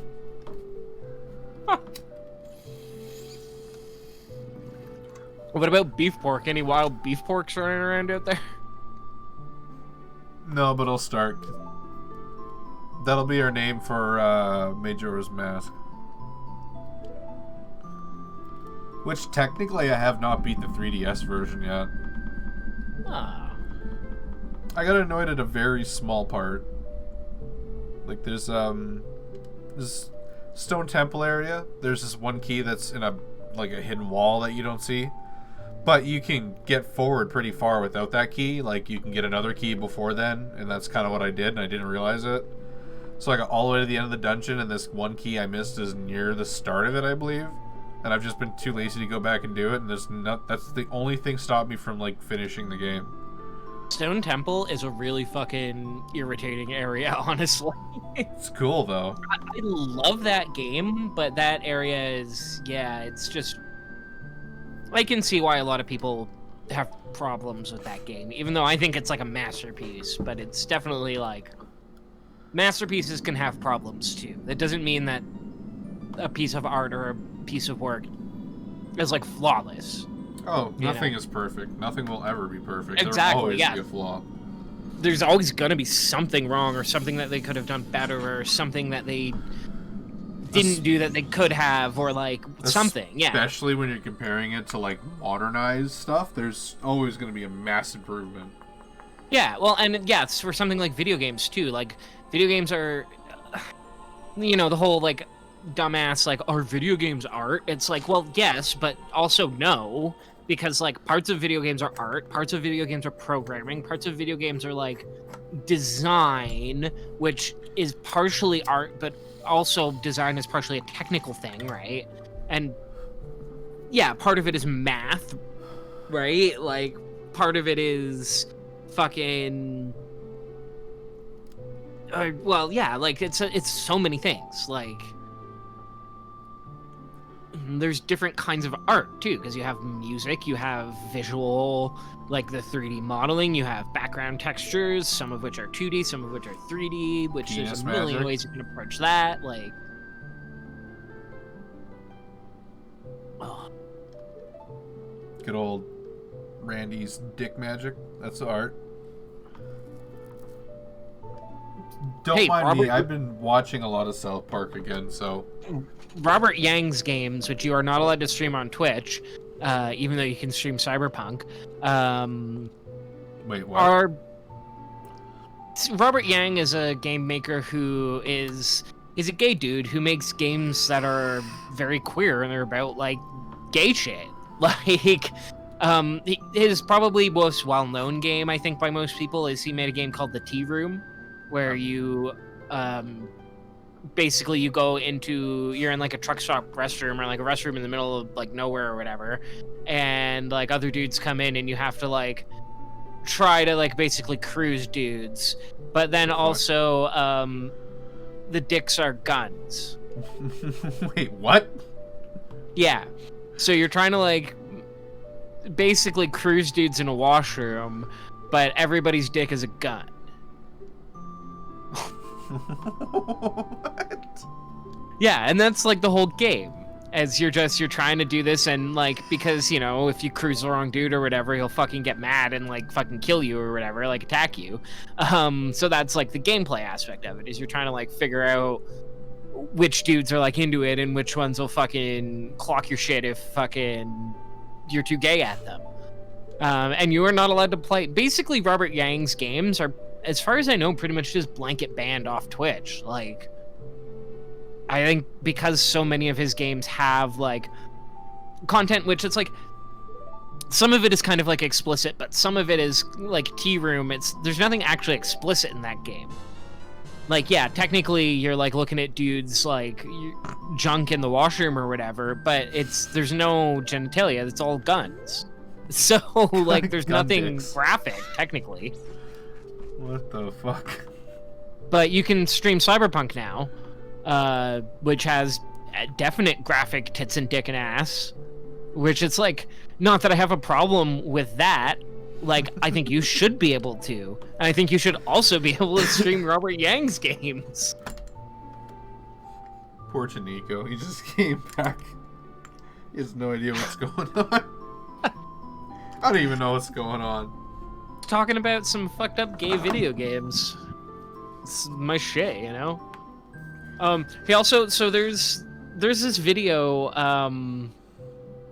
of these, like, British guys in a back alley, all of them are just wearing, like, jeans with, like, no shirts, and, like, there's at least, like, 4 of them, because you see, like, 3 dudes on screen, plus there's one filming, and so, like, the one guy is kind of, like, center frame, and he's, like, chugs a bunch of vodka, and then he, like, smashes the bottle on the ground, and he, like, hauls ass off with like a cigarette, like just burns like half of it down, just like fucking sucks on that shit, and like throws that down on the ground. Then this other dude fucking rushes into the frame and picks up the cigarette and starts smoking on it after he throws it on the ground. And then he's like, okay, yeah, bro, like, but in his like British accent or whatever, it's like, okay, bro, like, get me. And he's like leans over, and then this other dude like grabs a folding chair and just fucking like smashes him with it. And like a couple times, like he wails on him, and then the dude like falls down into the broken glass that he just threw onto the ground. And then he's just like, yeah, and he like crawls away, and then like the next dude like comes up from back in line or whatever to like take his turn, fucking getting whacked by the chair. So Robert Yang just made a game of that. He saw that video and thought it had such weird homoerotic, but also just bizarre, fucking, like, toxic masculine, weird lad culture energy. So yeah, he basically made a game that's just a recreation of that. So he called it Hard Lads. So you just play as a hard lad in the back alley, and the gameplay is you're, like, filming the other hard lads, like, fucking getting wasted and, like, smacking each other with folding chairs. And falling on broken glass. And fucking like stealing cigarettes off each other that they fucking threw on the ground. A butt's a butt. Yeah, hey man. Hey, it's still lit. It's fucking fresh, man. I noticed how we had one weird as viewer shit. join and then vanish, probably just like, I want to watch some Zelda content. Why are they... Yeah, someone's just scrolling through the Ocarina of Time fucking page like, Oh, I'm going down to the bottom, see who has like 2-3 viewers. Oh, what the fuck are they talking about? Fuck out of here. Also, I realize now that I am sitting here explaining a video when I could just like go find the video and send it to you. But no, I like this better now. Descriptive. Yeah. I'm painting you a word picture. Look at the detail on that bitch. Damn. Beautiful masonry. Alright, now we have to go to Kakariko. And I forgot which grave it is, but I'm gonna do some grave robbing. Oh no. To save money. You know. I almost considered doing a randomizer run. Oh hell yeah. That's gotta be next. We can do a fucking race. I don't know if I could ever finish it though. Maybe, but we could try. Do a race with a spoiler where if one of us gets stuck, or we'll make an agreement whether it's like one of us gets stuck, then we both get to look at the spoiler, I think would probably be good. Or we could just do it so like if one of us gets stuck, we can look at it, and then the other one can just look whenever they feel like they're stuck or whatever. I've never done one, so I'll have to see. I wanted to do a Wind Waker one, and also I decided not to do it because I kind of like streaming more than YouTube officially now. Like, just there's no pressure on keeping conversation. But one of the things I wanted to do is I was going to use the randomizer and I was going to unrandomize everything, but I was going to use the custom models to change my model to fucking Shaggy from Scooby-Doo. And just, fuck yeah. I was not going to say anything of it. Like, I was never going to mention it. I was never going to point it out. And I was going to try my best not to laugh at the fucking noises it make. And I was just going to straight face play Wind Waker through its entirety as just Shaggy and not even fucking, like, acknowledge it. Fuck yes. Yeah, I don't know what you guys are talking about. This is how I remember the game. Or I'll tell Dampy. Bitch. One of these graves has a thing. It's pronounced Dumpé. Dumpy. No, it's pronounced Dumpé. Oh god, I just realized if I ever want to use the ocarina, I have to use my mouse. No, it's pronounced Dumpé. God, I'm starting to get hungry. Yeah, I didn't actually really, like, make food. I ended up just, like, putting the food that I bought away. I tell you, boy, you go to Walmart, you get a lot of fucking gnocchi for $10. I'm not even sure if I know what that is. Gnocchi is that, like, they're the little potato pasta dumplings. I've been buying a lot of, like, frozen gyoza lately, because it's just, like, put oil in pan, fry the bottom a bit, put water, and lid it, and you're done. Yeah, like, let it sit for however long, and, like, boom. Do they make those in veggie? I don't know. I don't buy a lot of frozen shit lately, because we have a small freezer, and, like, Colin uses it a lot. I need to go through and throw out a bunch of the shit that has been sitting in there that's mine for too long. Yeah. But yeah, I've been eating a shitload of gnocchi because it keeps shelf-stable warm, so I can keep it in the cupboard. And then you just keep it in the fridge while because I buy it, it's $3, well, $3.33 for a kilo of it. And that's like, if I'm being reasonable, that's 3 servings with sauce. If I'm not being reasonable, it's 2, because then I'll just, like, eat half a bag at a time, which I really either shouldn't do or should do it with a way less sauce. But, either way. Yeah, it's a lot of fucking gnocchi for $10, I tell you what. I have to check it out. Also, these things always freak the fuck out of me. Yeah, of course. Don't you look at me, you cocksucker. Get your ass out of here. Don't look at me with those eyes! Don't look at me! I just always hated getting frozen. Every time I was just, like, button mashing, like, even though I knew it didn't do anything, just button mashing, like, fucking, let me out of it. Let me go. Let me be free. I wonder if I can bind a touchscreen activation to a key somehow. I think so? I might have to look into that. Maybe. I haven't fucked around with 3DS emulation really myself, but I seem to recall hearing that you can do like a almost like a bind map where you can have it be like, oh, if you push this button, it fucking activates like this section of the touchscreen or whatever. I'm sure there's probably a way I can do it. I'd look it up right now, but it'd be bad streamer etiquette. But lazy. No, yeah. I mean, if it takes like 5 seconds, I'll fucking do it. Just for my own convenience, so I have to reach down and click on fucking... Technically, I could look it up for you. If you want to. I'm not gonna tell you to. Do my bidding. Yeah, do my bidding, minion. Wait a minute.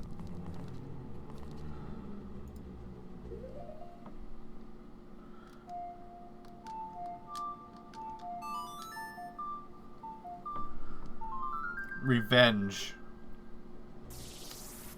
Revenge. Get waxed, boy.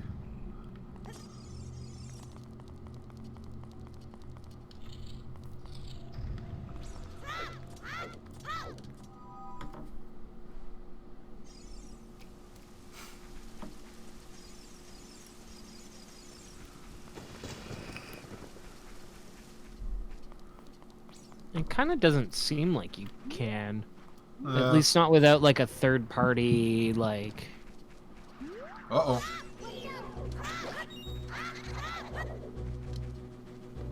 Come on. Come on, fuck with it. Oh yeah, you can't target them.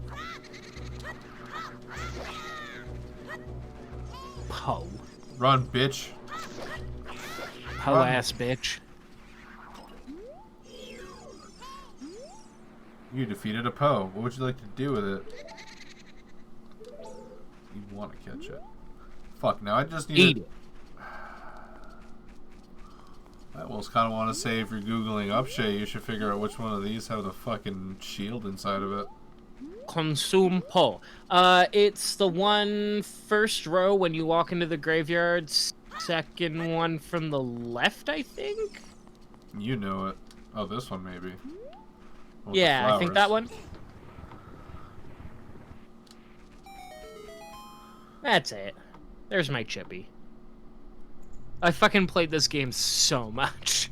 I always bought the shield, and I think there's something behind it if you have bombs. Can't remember. Yeah, I'm pretty sure that's a bombable wall. We'll come back to that then. Yeah, I always just bought the shield. Like, you talk to the person and they tell you they'll give you a discount, and I always just got that. It was, like, late in life I figured out that there's just a fucking free shield there, and that's just worthless. I always liked when I figured out, like, just a little bit. Like, this game doesn't really have a lot of branching paths, but there are little bits where you can kind of sequence break, or, like, just you have, like, maybe 2 or 3 ways you can do something, which it's, like, really small stuff for the most. Like, nothing plot major, really, but... I mean, hey, back then that was a lot, though. Yeah, it was really cool. It was very innovative for what it was, right? Now I can just. And then now we have, like... Well, I mean, even a lot of games still that kind of just have a lot more superficial bullshit. I keep looking over and I keep seeing Tingle on my fucking screen. He's just going. You know what I should do to him? First of all, apparently Everything. I just can't swing my sword. From side to side, come on, you know, it's time to do the Linkio. Okay, which one is it? It's this one. So, I can speed him up? Oh. Oh, Ultra Tingle. Slow Tingle. Oh, yes, the slow Tingle. Somewhat related to the slow Loris, yes? I'll put him at 130 speed. But what I'm going to do to this Tingle... So I'm going to go to You should filters. make a... There's more black space above him. You should duplicate him a couple times and have, like, the Tingle Tower. Oh, yes, Shadow Tingle. You cannot mingle with this Tingle. Tingle Darkman.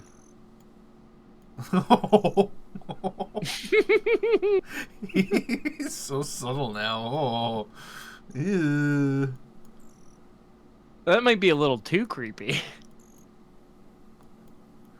It's like adjusting for a horror game. Just continue going until you can just subtle. Oh god, you can see his one eye.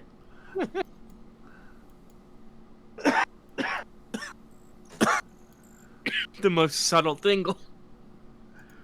Yeah, if there's anything you want me to add up there, let me just send it to me. I'll fucking throw it wherever. Honestly, I think you should just do like a tingle tower. Like legit. It's a lot of copying pasting. It's worth it. Copy. Paste. Can I paste? Actually, I have something I will send you. It's very, very small. What you should do is just stick it like just up in the corner. Okay. Here, I'll forward it to you on Telegram.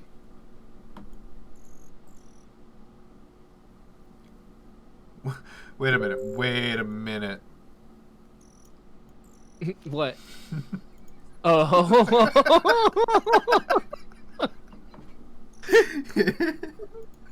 Yes. Hold on. Never ever talk to me or my son ever again. Sons.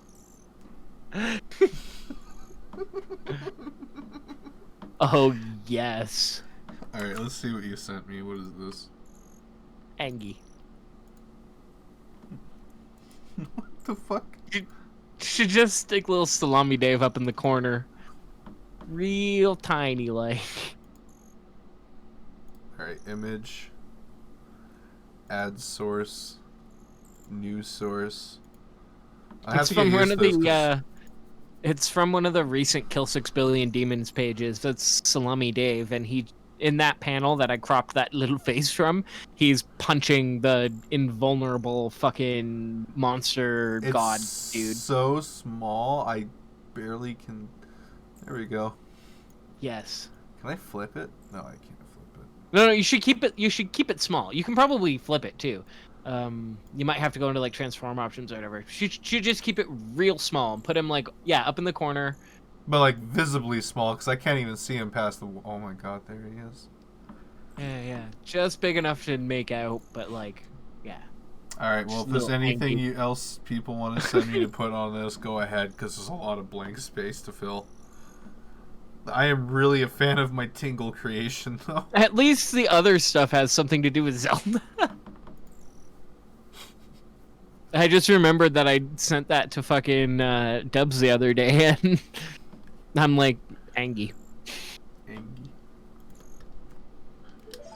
I was discussing with him how, like, it turns out that the way to make the greatest fucking comic ever is you just have a bunch of incredibly sexy, like, monster people and fucking angels made out of stone and shit, like, punching the shit out of each other. And, like, fucking dragons that breathe fucking molten metal. And that's, like, what else do you need? That's a comic there. That's perfect. Also, completely off topic, but you know, I just remembered. What? I was flossing my teeth earlier, and I got a big clump of floss stuck in my tooth, and I just remembered that it was there, and now it's bugging the shit out of me. Fucking gnarly. I picked at this thing for like maybe half an hour before I started the stream, hoping to get it out, with no luck. I bloodied well, obviously, my mouth. you need to floss it out with more floss, duh. I did. I used even like just the stick plastic ones with like a pick, yeah. I can't Wait, get did it those out. hold up? Did those Windows and the N64 have those like god rays coming out of them? Not sure. I don't think they did, but that's a 3DS thing though, I think, right? That's not from the mod, that's the upscale mod or whatever. Yeah, it's probably that, because I don't think it adds anything since it still uses the base emulation. Right, it just adjusts the shaders and the resolution and shit, yeah. Alright, you're up here. Okay. Yeah, you can't climb up there at night without shooting them first. I thought he right was on like, the ladder. I thought he was on top of there, but no, he's on the ladder. No, right on the ladder. Well, that's okay, because that's what I want, is your flesh and blood.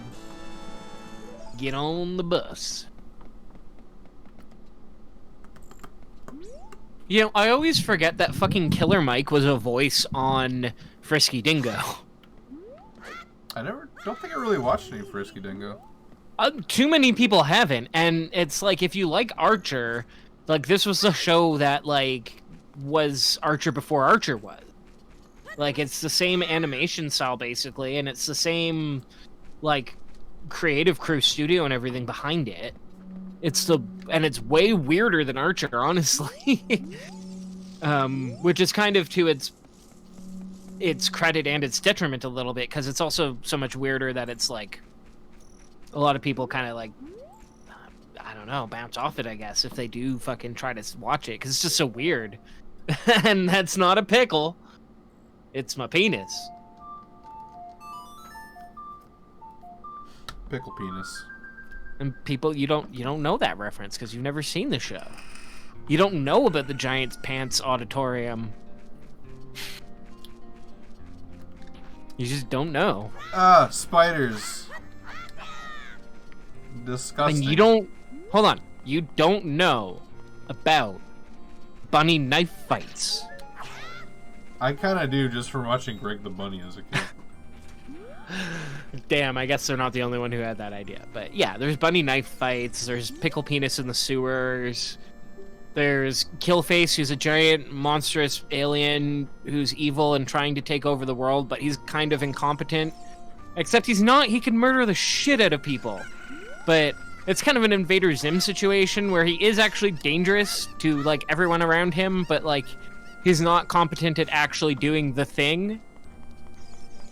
Just sounds like you're describing Corpse. Yeah, probably that too. Yeah.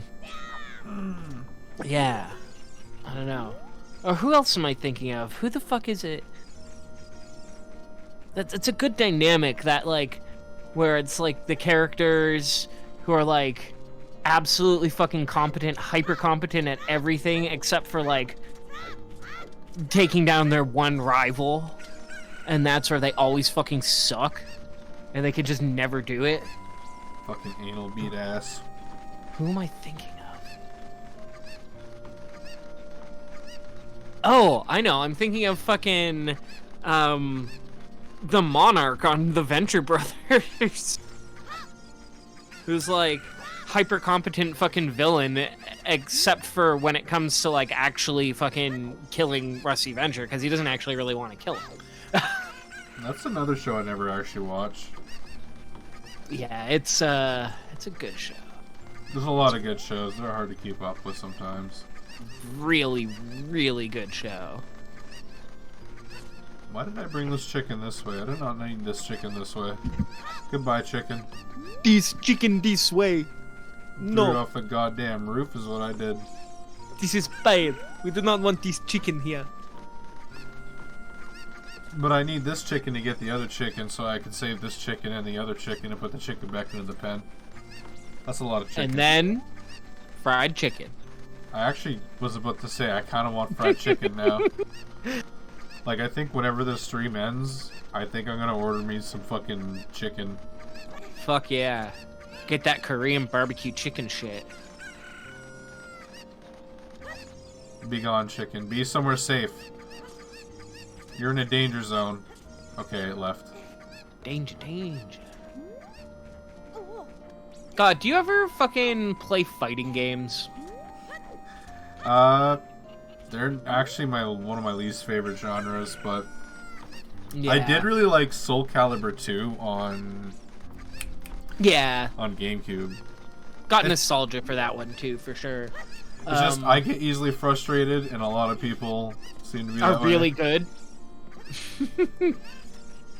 Well, the reason I bring it up is because I've been playing Guilty Gear a lot, the old one, Guilty Gear XX, because it got a really, really good port with rollback netcode on Steam. So, there's been like a revival of that game, and it's really good, like anime fighting game. But like, yeah, I don't know, fighting games are like a genre where people are either like me, they like fighting games, but they're not like really good at them, but they're good enough to be like good. I mean, I'm not, like, competent great. at fighting games. And then there's people, yeah, like, who are okay at them, or maybe they are, or maybe they aren't okay, but they just, like, you know, don't really, like you say, it's, like, not one of your favorites, because it's just, like, frustrating or whatever, right? Or, like, people who just get, like, because of the third type of people who are just, like, hyper-competent at them, and they just get it intrinsically. And, like, it doesn't really help that I'm, like, really not much of a competitive person to begin with. Yeah, definitely, like, I don't like a lot of competitive games. But yeah, I don't know. Like, I played a little bit of Tekken, but Tekken's pretty intimidating to get into, like, mechanically and stuff. There's a lot to know about Tekken. Whereas with Guilty Gear, there's still kind of a lot to know, but it's 2D, you don't have that third dimension, and it's I feel like it's just a little bit more approachable from the entry level. Yeah, I don't know. Guilty Gear's good, though. Yeah. I mean, every time I see anime fighter games, though, I get, like, really confused, because there's just so many of them. Oh, yeah, definitely. Guilty Gear is also really fucking weird, though. And I mean it is, like, really weird. Like, one of its most iconic characters is Faust, who's, like, this 12-foot-tall, maybe human who wears a paper bag on his head, and, like, this weird, crazy fucking suit coat, and, like, fucking slippers, basically, and he wields a giant scalpel, and he's, like, 12 feet tall, like I said, but he's also got one of the lowest stances in the whole game, because he fights, like, Slav squat, basically. Oh. Also, and he doesn't... apparently can't find these last two chickens. What the fuck am I missing? Oh, what's wrong with you? I hear them. I forgot one's in here. There's one. But yeah, anyway, I was gonna say, he also, like, he doesn't just look weird, like, his fighting style is also bizarre. Like, he transforms his body. One of his moves is he turns into Ness and fucking swings a baseball bat, and then turns back into his normal, like, he can, like, shapeshift and shit. There's a lot of characters who can shapeshift in that game. There's Zappa, who's basically, like, a big JoJo reference / just really fucking weird, like, his whole thing is he's possessed by a bunch of different spirits, and, like, one of his attacks, like, one of his crouching attacks is his back, like, morphs and grows into this big fucking creepy looking face and just, like, bites like a chunk out of the opponent. Yeah, it's a truly weird game. Like, even among anime fighting games where, like, sort of on the surface it can look kind of generic, a couple of the characters are a little more generic in a sense. Like, the, you know, Kai Kisuke and fucking Soul Bad Guy are the two, like, the Ryu and Ken of the series, and they're, like, a little more generic anime character. But, like, even they're kind of quirky in the way they play, and, like, the whole game just... Also, I should say, has a bitchin' fucking metal soundtrack. Really, really fucking good music. One of the characters, Potemkin, has a theme where the intro is just this heavy as shit fucking slap bass sound. Fucking really good. Apparently my door is open. I'm pretty sure I closed that. Oh. 1 second. Oh. You've been invaded by the cat. No, there's no cat in here. At least if it was, I must have not noticed it. No cat in there that you can see. Well, I must have been quite loud then. Anyways. Yeah, I don't know. I'm just rambling at this point. I don't know, I just turned around, the door was, like, wide open. I'm like, I'm pretty sure I shut that. So, like, either someone opened it to get my attention, I just didn't notice them, or a cat came in, asked for attention, and then didn't get noticed. Or whoopsies.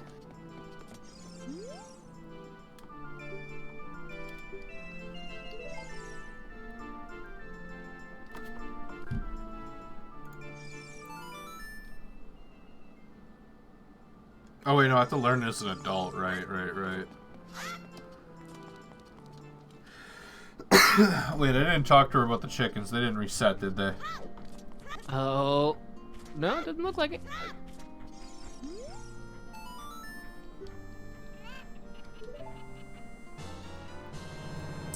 All sparkly and pretty. All that just for a bottle. Just for a bottle, he says. Just for a bottle. Well, you know what you can do with a bottle? You can put something in it. Put my piss in it. You can put your piss in it if you want. Do a little Girardi. Yeah. I mean, that's your prerogative. It's not what I would personally recommend, but, you know, that's an option. You can put a whole Deku Princess in that bottle. Fuck, I forgot to get the mask. Should I go back and get it? You absolutely should. That dude is naked without his Keaton mask. His kid doesn't want it. He fucking wants it. Alright, but something quick has to happen. Speaking of Girardi, I need to go take a quick leak. So I will just quickly put on a BRB, which I think is this one here. There you go. There you go. Alright, it's up to you to entertain everybody. The whole 2 people. Have fun.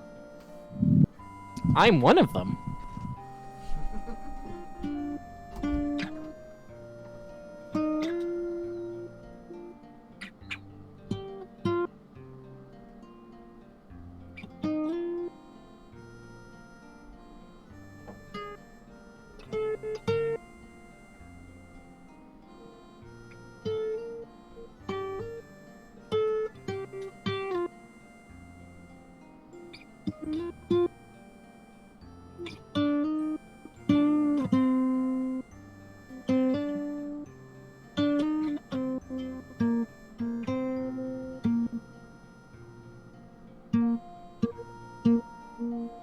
Ruining a beautiful song.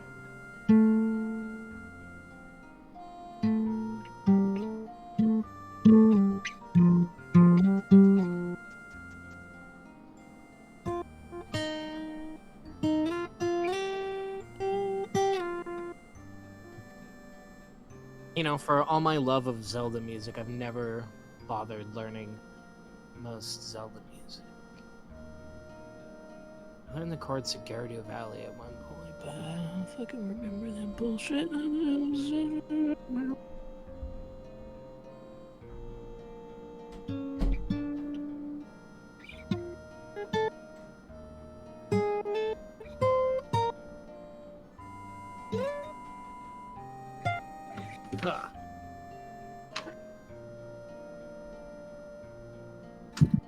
Wind instruments are one of the only things I don't have.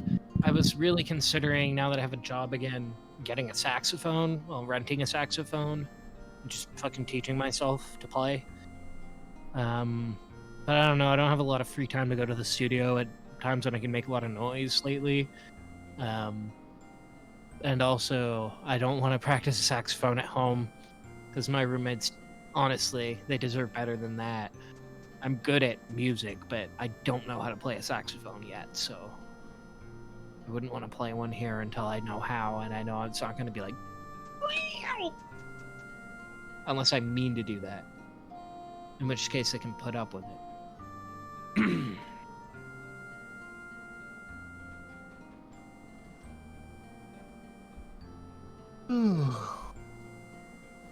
Leon. Okay. Yeah, I mean, you can get mutes or like baffles or whatever for horns, saxophones, all those kinds of instruments, brass and shit. Oh, we're talking about horns now, aren't we? Yeah, because I was playing my guitar and then Ocarina was mentioned, and then I was saying I was really considering renting a saxophone. Really. Oh, don't forget to take your BRB off. Oh, right, yeah. But yeah, I don't want to learn to play a saxophone here at home because I'm not going to sound very good, for probably a couple weeks, probably. Bombard your roommate with sounds of Yeah, and I mean, they both deserve better than that. They deserve to at least, if they're gonna have to listen to a horn, which they're loud, like, yeah, like, you know, it stops the sharpness, but the bass from it, yeah, exactly, like, it's still loud, like, it's like drums. You can get mutes for your drums, but, like, especially if you're on an upper floor, it's still gonna, like, people will be able to tell you're playing drums. Yeah. Also, I just don't. Oh yeah. Oh, go ahead and finish your thing. My thing's completely unrelated. Oh, I was just gonna say, like, I don't have a lot of free time. Like, I'd have to start really getting up at like midnight, and going to bed super early. Like, I would have to be in bed like by now for sure, because then that's like even that's only like 6 hours of sleep. Oh shit! Do you need to go to bed soon? No, it's the weekend. I don't have to work tomorrow. Oh, sweet. Yeah.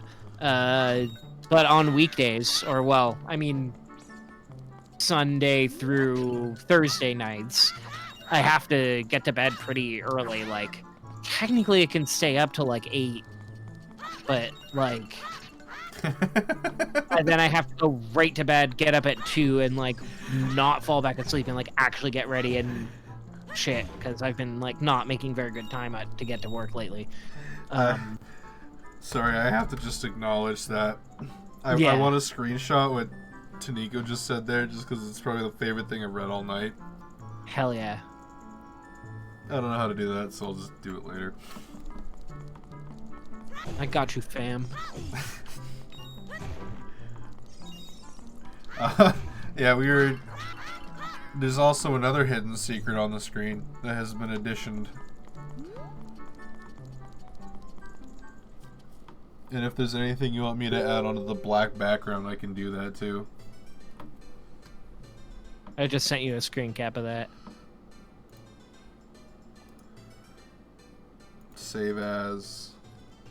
Save. Oh yeah, and regarding electric drums, so here's the thing about electric drums. The cheap ones are really cheap. They're great if you just need to be able to practice time, and you just need to be able to practice hitting things, and like, you don't need to practice a shitload of subtlety. If you're a jazz drummer, even the highest end fucking electronic drums, like, there's some of the Roland V drums that feel pretty fucking close to a real drum, and some of those are like passable to an extent. But yeah, if you're a jazz drummer, right? So if you're like a rock drummer, or you're just a beginner, you're not even like in a band, you're not even like a drummer necessarily, you're just learning or whatever, Right. It's fine. Like, it's fine. You won't even be able to, like, maybe you'll be able to tell that you can't get like the full subtlety out of it. But if all you want is to be able to fucking play a beat. Apparently I can't right now. Well, why? I came all this. He's just not there. He doesn't have the mask. Oh. I thought. I wasn't even paying attention. Oh, okay. I thought you could. Yeah, I thought you fucking go do that, and then like you can just do it on the way up to the mountain. I don't know. Oh well. Okay, yeah. But anyway, yeah, just electronic drums. There's nothing wrong with them. They're just like, People are elitist. yeah, some of that. Some of it is genuinely like, okay, so like you can't actually get on anything more than like the most high end of drums. You can't really get like an actual true range of dynamics.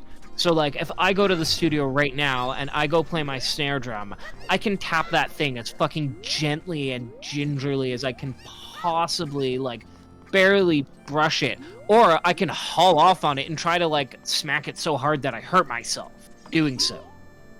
Like, and those will both sound like those actions, versus if I give an electronic snare the most ginger tap, right, it might not even register.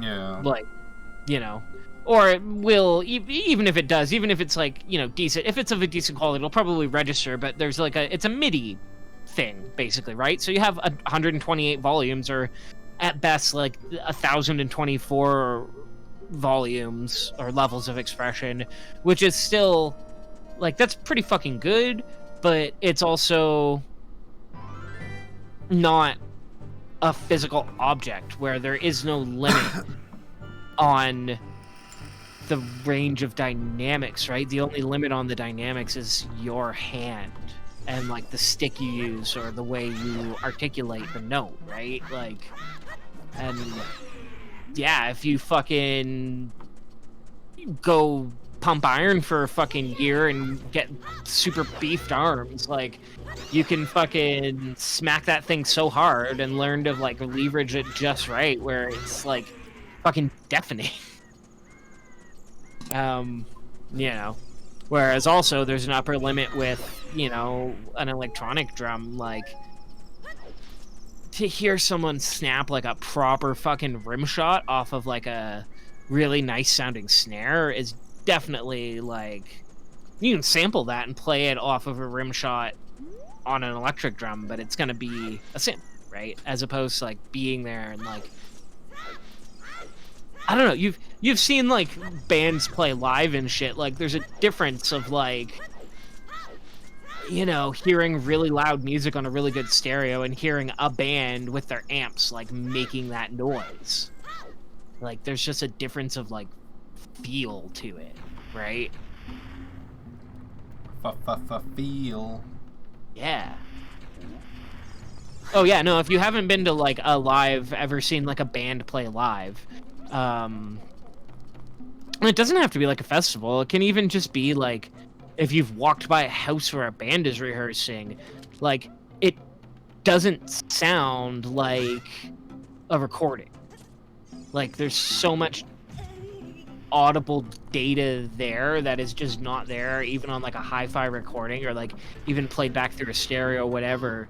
Like, when someone's actually playing drums versus a recording isolated of someone just playing drums, like, you can tell.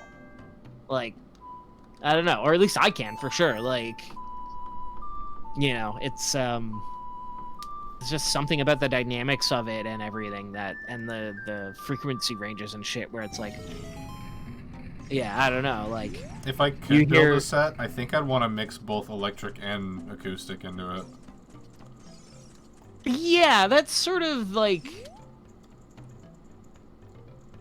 oh yeah, you can't be loud. Yeah, well, how dare you be any bit vocal past noon?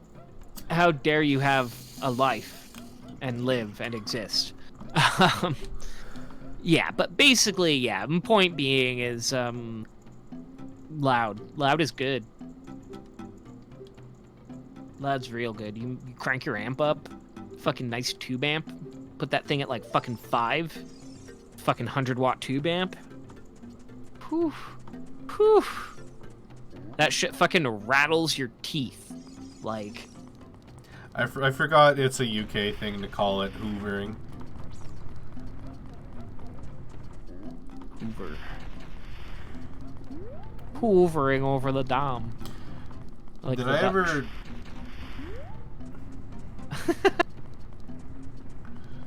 Just because you're vacuuming. What a fucking power trip.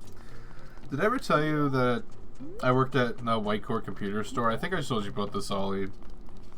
Maybe. Like, you've told me a lot of things. Yeah. Shit. Hold And my on. memory is bad. But yes, go on. Just because it made me think about it, because I saw Janika write Hoover.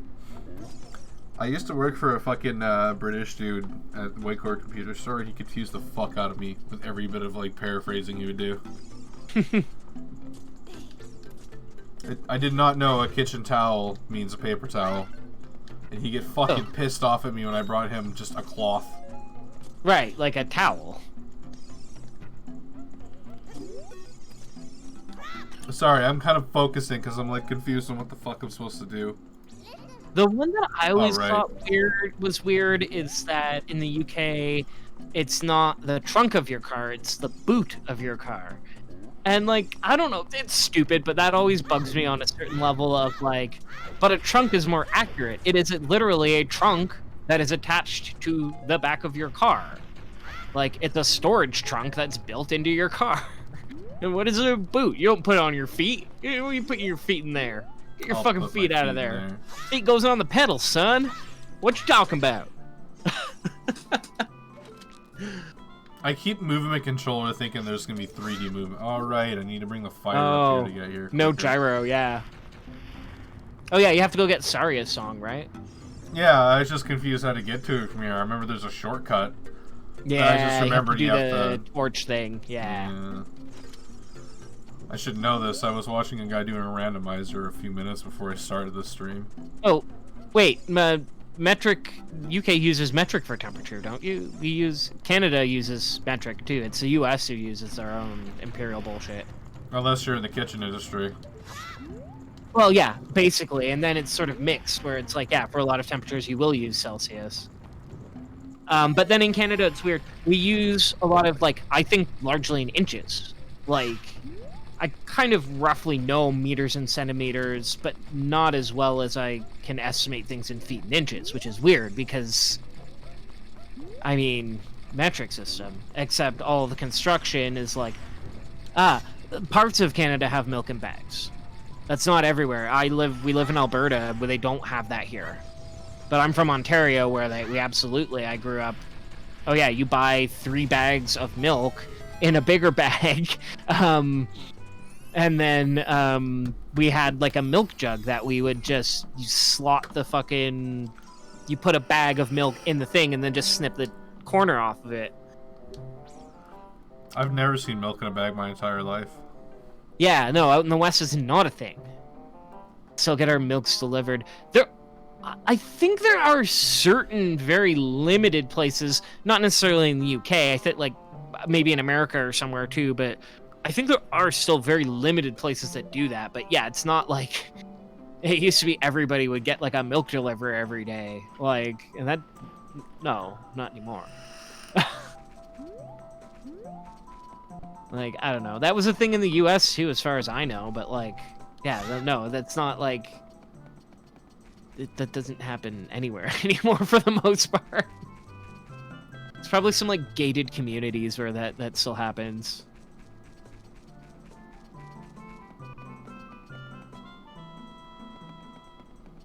I would like to play with the milkman's wife tits. I would like to play with the milkman's wife's tits. I would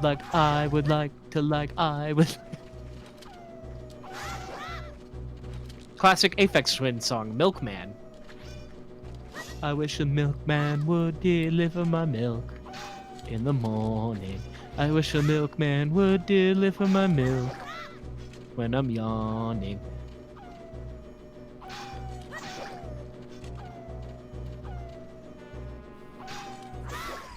I wonder what bagged milk would been like. I've had powdered milk before.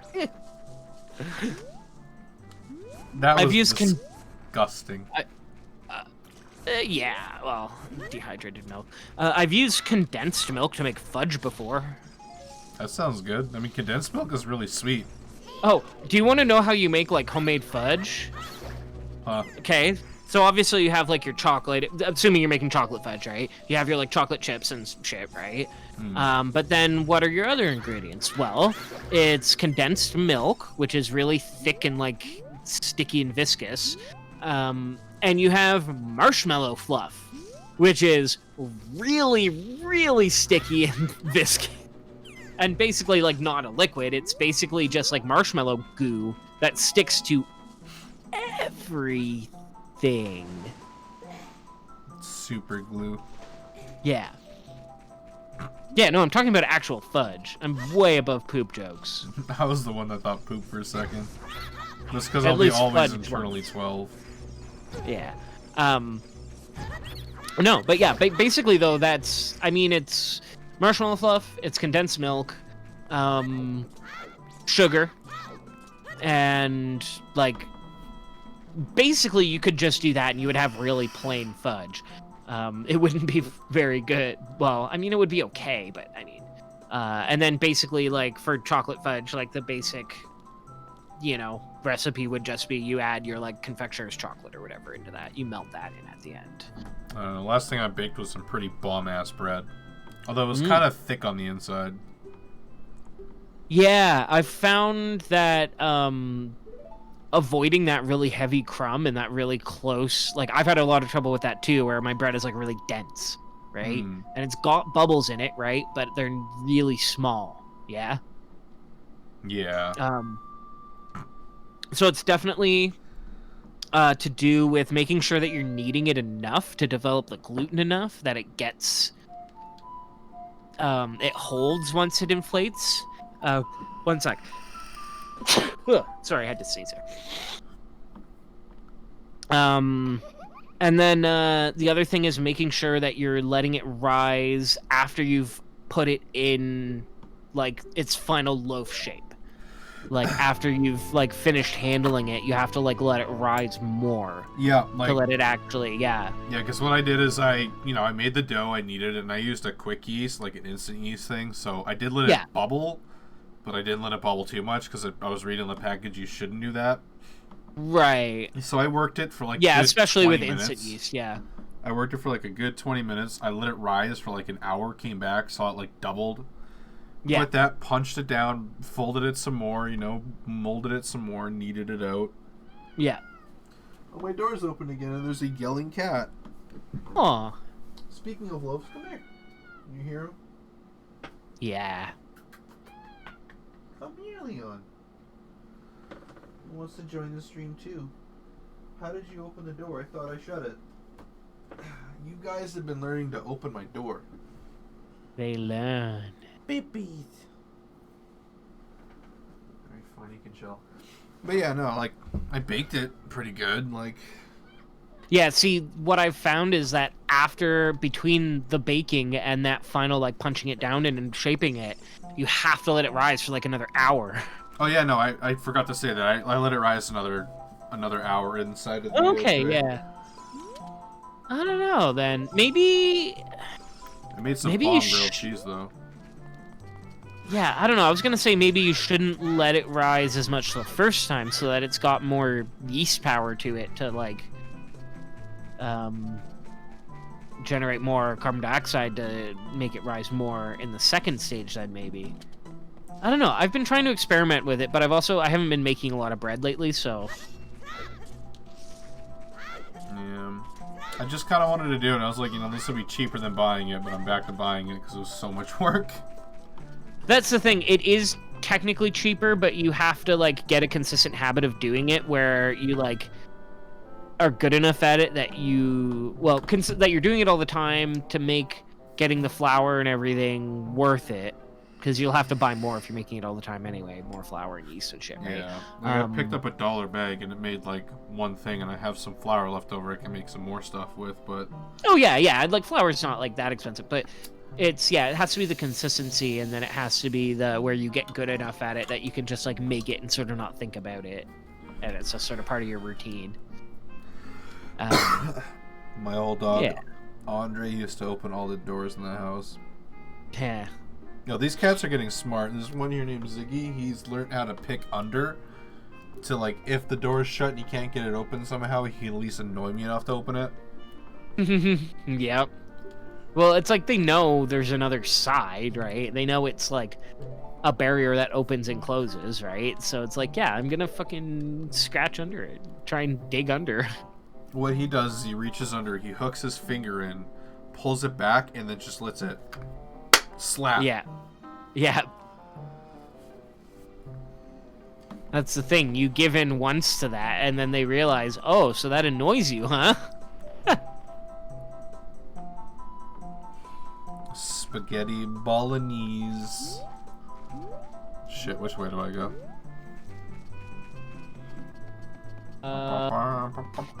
Wengus. Which way is the Goron? The Goron route. That's not the way. Can barely make a cake. That makes me think of... there's a Mountain Dew cookbook. Just gonna let that sit for a second. There's And also in the a Mountain Cum Dew cookbook, you see on the cover or whatever, they boast of having recipes that range from, like, you know, super complicated multi-hour, it's like a fucking Mountain Dew barbecue brisket or some bullshit like that, down to one ingredient. Like, other than the Mountain Dew. So you have to assume, what the fuck kind of food can you make with Mountain Dew in one? What can you add? What can you pour into Mountain Dew to make a meal? The answer is cupcake mix. What the fuck? Yeah. Brandy. No, that's not a meal. That's still a fucking beverage, though, okay? That doesn't turn into soup because you put brandy in it. And conversely, you can't just, like, I don't know, throw a bunch of mushrooms into fucking Mountain Dew and suddenly it's mushroom Mountain Dew soup. No, it doesn't work that way. But what you can do is you can boil pasta in Gatorade and get blue power thing, and then take the starch from that Gatorade water and then make it into a sauce using a roux. Fuck, I need to go back to the store and I need to buy some Mountain Dew Code Red so I can come home and make fucking gnocchi Code Red. Which you wouldn't even be able to fucking tell anyway because I put tomato sauce on it, so it's red anyway. And I mean, hey, Mountain Dew sucks, but Baja Blast is a whole different beast. Oh, excuse me, the point isn't that Mountain Dew is good, because it's obviously not. The point is that a Mountain Dew cookbook exists. So does a sperm cookbook. Well, yeah, but that one's just bullshit. At least the Mountain Dew cookbook actually is good in the sense of, like, it incorporates Mountain Dew into recipes, ranging from very simple, where it's like you just make cupcakes, but instead of water, you buy the, like, off-the-shelf, like, cupcake mix, where all you do is add water, right? But then you just put Mountain Dew in it instead. Done. To literally, like, marinating a fucking, like, $50 cut of meat in fucking Mountain Dew. Ruining it. It's not... Game Grumps microwave meals. I don't watch a lot of Game Grumps, but I can imagine them doing that, and that sounds like a good video. What's his name? There's a guy that I watch on YouTube that makes frozen meal stuff. Brutal Moose. Brutal Moose does a bunch of, like, frozen meal I've heard of him a reviews. little, yeah. The best way I can describe it is, like, the content I would make if I knew how to edit. Oh, hell yeah. God, I know how to edit technically, but fucking video editing software is so bullshit that I've never, like, I've made videos. I've made probably, like, at least 4 or 5 videos in my life that nobody will ever see because, like, I couldn't render them, basically. Yeah, and that's why I just pirate them. Also, I totally fucking glanced over the fact that Daruni here was cutting a rug, and I love that scene. Oh, yeah. Why are you chewing on my blanket, cat? And yeah, like, expensive is one thing, too, but that doesn't even, like... Fuck it, I just pirate shit. Like, I always have had the ethos of, like, you know what, if I start making professional shit with this, like, with music, I eventually ponied up and managed to save up and get by Ableton, and, like, you know, Renoise is cheap, so I always had a fucking license for that. That kind of shit, yeah, I'm very much like, you know, I'll buy it, but I'm like, I'm not gonna go spend like a fucking $1,000 or something on Premiere only to find it barely runs on my computer and I can't fucking render a video with it. Like, no. I don't know. I don't think I technically own any DAW. There's the one that I was supposedly supposed to get Cubase with my thing, but I don't remember ever registering it. Yeah, like a lot of interfaces and like pieces of gear will come with like a copy of Cubase LE or a couple of Ableton, copy of Ableton Lite. It's usually a limited version of the DAW, because the full versions of, especially the Cubase and fucking Ableton, they cost like $400 or whatever, $500. A lot of them are just a fucking subscription now. Yeah.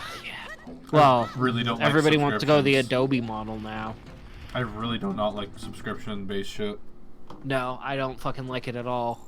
Like, I'll pay you Even, once like- for this product. That's it. I have a problem with like World of Warcraft with that too. Well, okay, here's the thing. With a game, like, I have my problems with that too, but at least it's a game, you're getting, like, ongoing value out of it in that sense. But also, it's not, for most people, like, an important thing. Like, you know, like a fucking piece of software that you use for your livelihood necessarily is. Now, with streamers and stuff, maybe you can say it kind of is for some people, but, like, you know, in general, no. Shit, where was I going with that? I'm starting to space out. Yeah, I don't know. Fucking shit's expensive. Like, Microsoft might be going to a subscription-based thing. To Oh combat god, yeah, pirates. that's. Oh, I remembered what I was gonna say. A lot of DAWs also have had for years, like, the traditional thing is, like, say I bought a copy of Ableton Live 10 suite, so if I want to upgrade to Ableton Live 11 suite when it comes out, I do have to pay an upgrade fee. Oh, I don't have to buy the thing outright again, and it's going to be another probably like 3, 4, 5 years minimum before the next version comes out. So like that's only an expense every now and then, but it is going to be another like $200 or something if I want to fucking upgrade. Which I am going to want to upgrade because there's some dope fucking features coming in Ableton 11. I don't even remember all of them, but there are some really fucking good ones. I do really want to get some sort of fucking DAW, like a proper one. I've been really looking into Reaper. A guy I've been watching. Oh, Reaper's free. Is it? Yeah, well, okay. No, it's got a really, really progressive licensing system where basically it doesn't have DRM. You can just download the full version. Okay. Technically, if you stick with it, a personal license is $60. And if you make anything commercial or you are like part of a company or they have a certain, in their terms of service, it lays it out specifically. If you make basically a certain amount of money as a musician using their software in any capacity, or if you are a company already and you start using the software, a commercial license is like I think like 250 USD, so like $300 Canadian or whatever. That's not bad at all. Which is still really reasonable. And if you're just an individual using it for personal use and you're not making like a million, like you're not fucking Skrillex or something, I don't know why it's Skrillex. He's not fucking popular anymore. That's showing a my name I age. could have gone rest my life without hearing again. Yeah. Either way, you're not like making $1 million off of it. It's $60. Like, and that's a lifetime, as far as I know, a lifetime license. So Reaper, yeah, Reaper's really cool. If you're looking at Reaper, I can recommend it, even though I don't use it personally. I've used it a little bit, but yeah, I just stuck with Ableton and Renoise and shit. But yeah, Renoise Reaper's is the good. one that's like all fucking like numerals, isn't it? Which one? Renoise? I remember you showing me a DAW that was like all numerals to like pick your fucking sound. Yeah, it's like a hex grid. It's a tracker, which Renoise is like a modern tracker, so it's very different from like ModPlug or like a classic like tracker written for like to like actually compose NES music like in the NES days or something. Yeah, it's very different way to work for sure. I don't really use Renoise anymore. I've really just kind of we're working with a lot more just raw audio and shit anyway, so it's just easier to do recording and stuff in Ableton. It's more suited for it. I always struggle with that, but it's just because I'm not used to it. I've been trying it a bit more. I've written a couple things, nothing like filled or big, but just like, you know, jotted down a few noises here or there. Okay, so do you start off by making loops in the grid view and then get stuck with just like a couple of loops? I don't even really know. The most I really try to do is like I'll try to lay down some sort of beat and get it going, and then I'll just try to see what I can make on my guitar, just kind of get used to just recording on top of recording of other recordings. Oh yeah, that's fair. Just like overdubbing and stuff. Yeah. Yeah. Because what I was gonna say was, if you find yourself getting stuck in Loop City in the session view, like the grid view, or the clip view, whatever you want to call it. The best thing to do is just force yourself to just use the arrangement view. Like, don't make loops in the clip view, or if you do, like, only go over there to make a loop and then copy and paste it into the arrangement. Like, I'm kind of guessing that's like piano roll in FL Studio, because I know FL is way different from everything else. Well, yeah, FL is more like you have like an master window that then has just a bunch of other windows that pop up in it, right?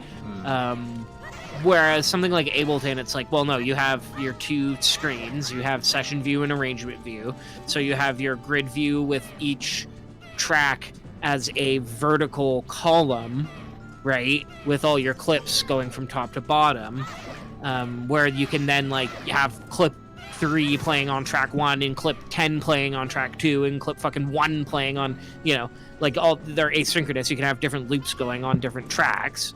And then the arrange view is the one that's like the traditional timeline view, where you have each of your tracks running horizontally, top to bottom, right? Yeah. And left to right.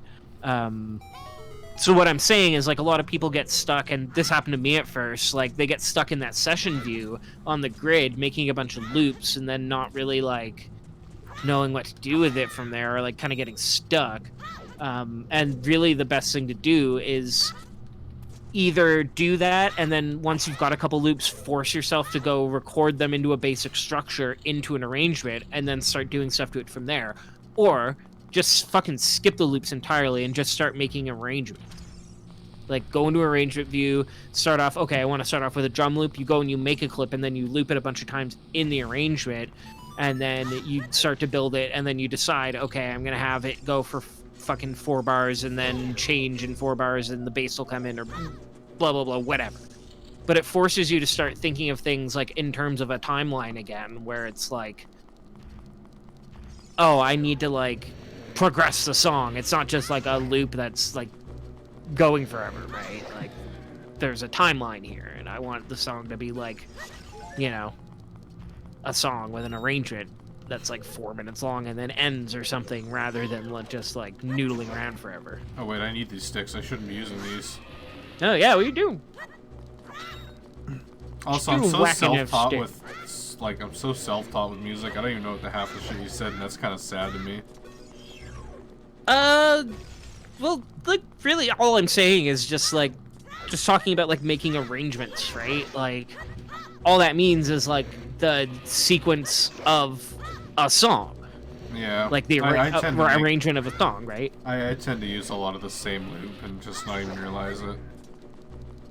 Yeah, it can be really easy. That's something you start to learn as you really start to get into, like, composing music and stuff, is, like, kind of recognize.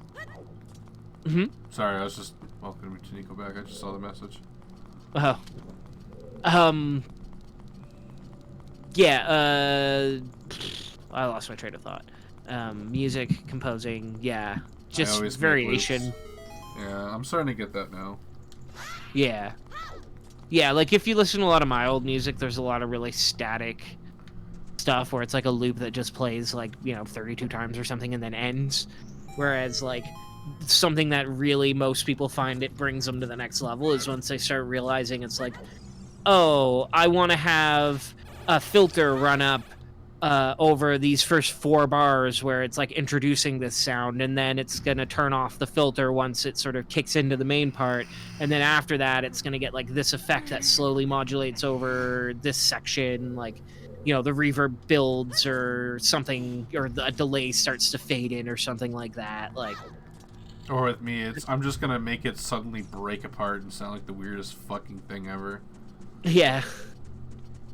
Well, and yeah, that's more of the brute force of, like, arrangement variation, or just, like, putting, like, crazy effects on it. Yeah, I don't know. There's a lot of, like, it doesn't have to be that complicated, but, like, with movement in music and stuff, a little bit goes a long way. Like, just a tiny bit of pan that changes, say, over the course of a song can, like, really, like, it's not going to be drastic, but it's going to make something sound a lot more, like, I hate bombs to kill these things. Alive or something. Gotta find that bomb sack. Get your sack out. I was hoping Link would spin.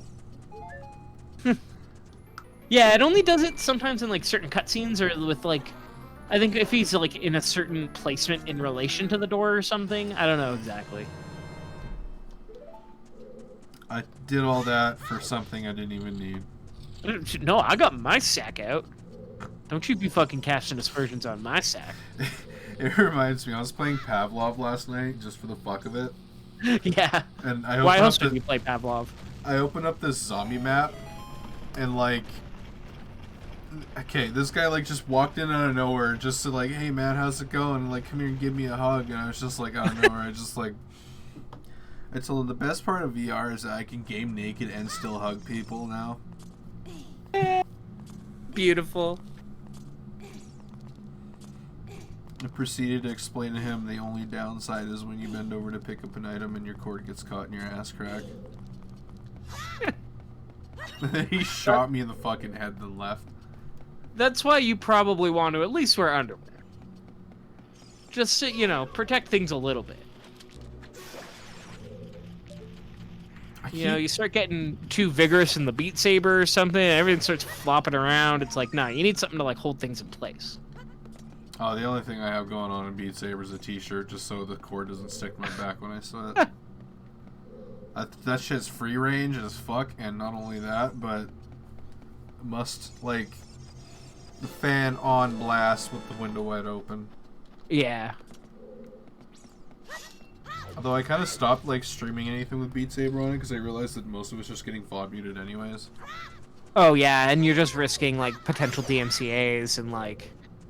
God, it's just not fucking worth it these days. Stupid fucking Amazon and bullshit. Which, like, I've only just had sections of my stream get, like, muted out, like, afterwards. Yeah, the DMCAs aren't as common if you're not, like... You know, if you play fucking Nickelback or something, or fucking the Beatles or something, like, yeah, you're gonna get a fucking DMCA, probably. But yeah, I don't know. I tried being cautious of that, but I noticed that one of my first VOD things on there was a Tame Impala song, and I thought at first, Tame Impala they wouldn't care. But apparently they do. No, it's not even necessarily, like, fucking Kevin Parker of Tame Impala might not give a shit. I don't know if he does or doesn't, personally, but, like, maybe he doesn't, but his label sure the fuck does.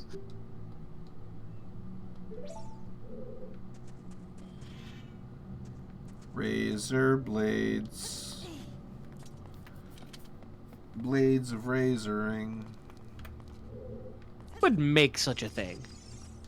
Me. Just a big hunk of metal with a bunch of spikes sticking out of it? What are you, a fucking dwarf in Dwarf Fortress making spike balls? I'd make it. Yeah? I'd make Making it. spike balls? Like some kind of fucking animal? Yep. And if you walk in my house without permission, there goes your knees. Yeah. The joke there is that in Dwarf Fortress, one of the... Well, maybe they've changed it now, I don't know, but at least it used to be, one of the best ways to make money is just have your dwarves make wooden spike balls, assuming you're in a forested area, of course. If you don't have access to wood, this doesn't really work. But, yeah, just make a bunch of wooden spike trap balls. And sell the shit out of those when the fucking caravans come around, and you'll make, like, a shitload of money. Isn't that the ATSCII game? It is. It's starting to actually get official graphical support. There have been tile sets and stuff for years, but the fucking Toady one's actually adding graphics to it. Slowly, very slowly. But, yeah. I thought the whole appeal of it that it was an ATSCII game. So, yes and no. It was never actually conceived to always be that way forever. They just fucking Tarn Adams is a programmer and not an artist, and couldn't find an artist or whatever, and was doing everything himself or with his brother, who is also not an artist. So basically that was just...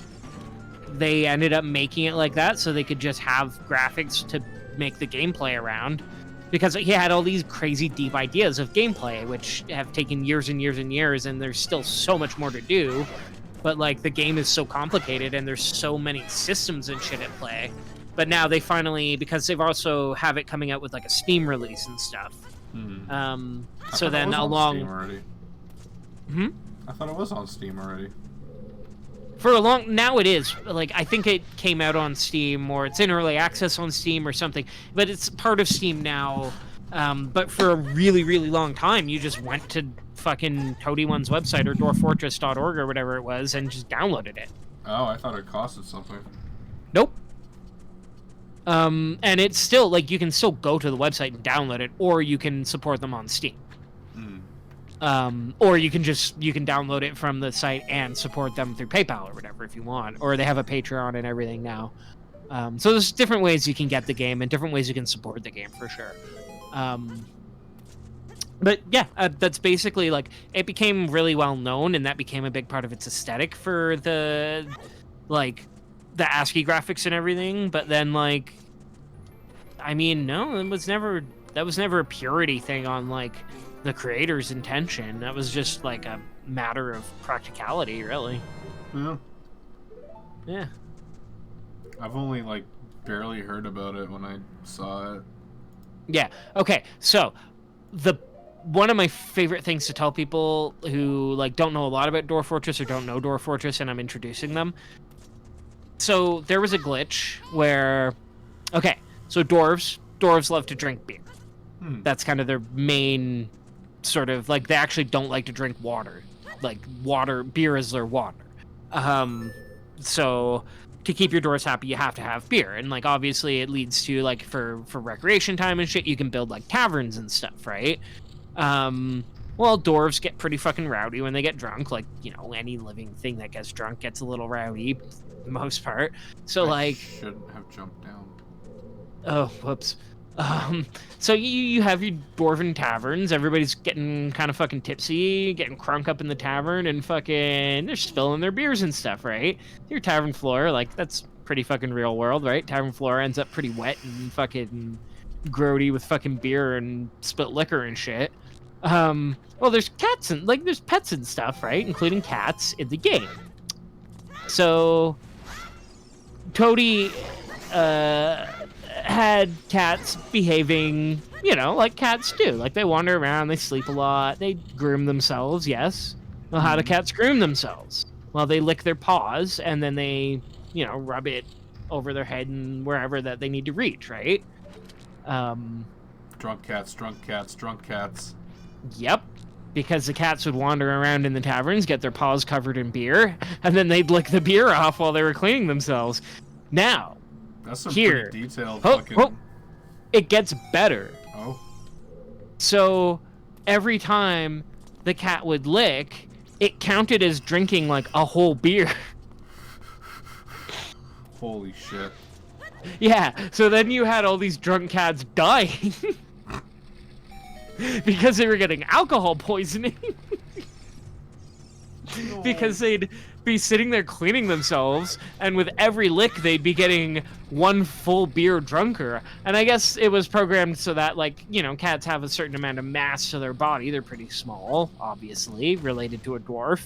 So, like, one beer's worth of beer to a cat is a lot. Yes? Yup. Yeah. So, that's Dwarf Fortress for ya. Absolutely wasted cats. Just fucking cats falling over dead because they're just too drunk. Meanwhile, the cat in the room right now is just looking at me like, you've mentioned me 3 times, what do you want? Yes, you keep saying cat. I am cat. He's curling up his little paw into a fist. Ah. The fuzzy fist that rules your world. He's a giant gentle boy. He's just kneading in the air, but it always looks like he's threatening to fucking deck me one. Oh yeah. I love when cats do that, like, half, like almost like airboxing at you, but, like, not, like, quickly, obviously. It's just a slow. This is, yeah, an air need. The cat of the dog. Hey, I have a bomb. That did nothing.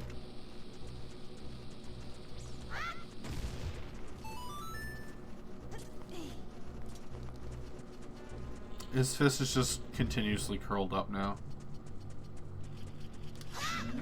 Gonna get you. What am I doing? There we go. Whatever. Ow. The worst part of my health on this version is I can barely see it.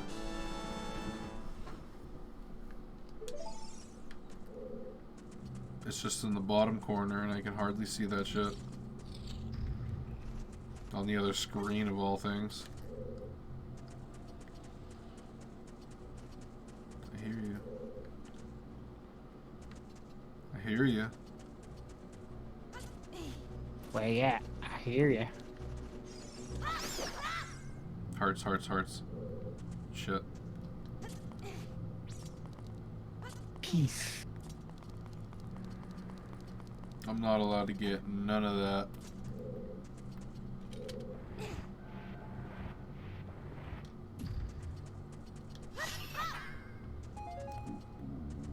It went into the wall.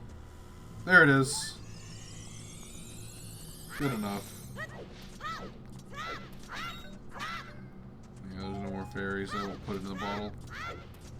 Files are in the computer? The files. Inside the computer. Oh. Hey kid, I'm a computer. Stop all that downloading. Yeah, that's some good shit. My favorite one was always a toss-up between, oh, look at all the cute little hats, and pork chop sandwiches. Oh, fuck. Oh, shit, we're all dead.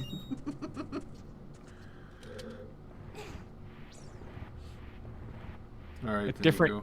You have a good night. Yep, on that note. Yeah, I don't know. Those videos definitely didn't age well in some regards, but I mean, God, that shit's funny. Yeah. I mean, they're classics. And to be honest, yeah, it's 2 a.m. for them. I might call it for at least a bit after this, just because I am starting to get pretty hungry. Yeah, fair enough. Oh, we can always come back and play some games, though. One of my favorite things about those G.I. Joe clips was always how each one had its own, like, sort of bespoke edit of the, you know, the little stinger, the title stinger, the G.I. Joe, but they would always be a little bit off tune. G.I. Joe, like, just out.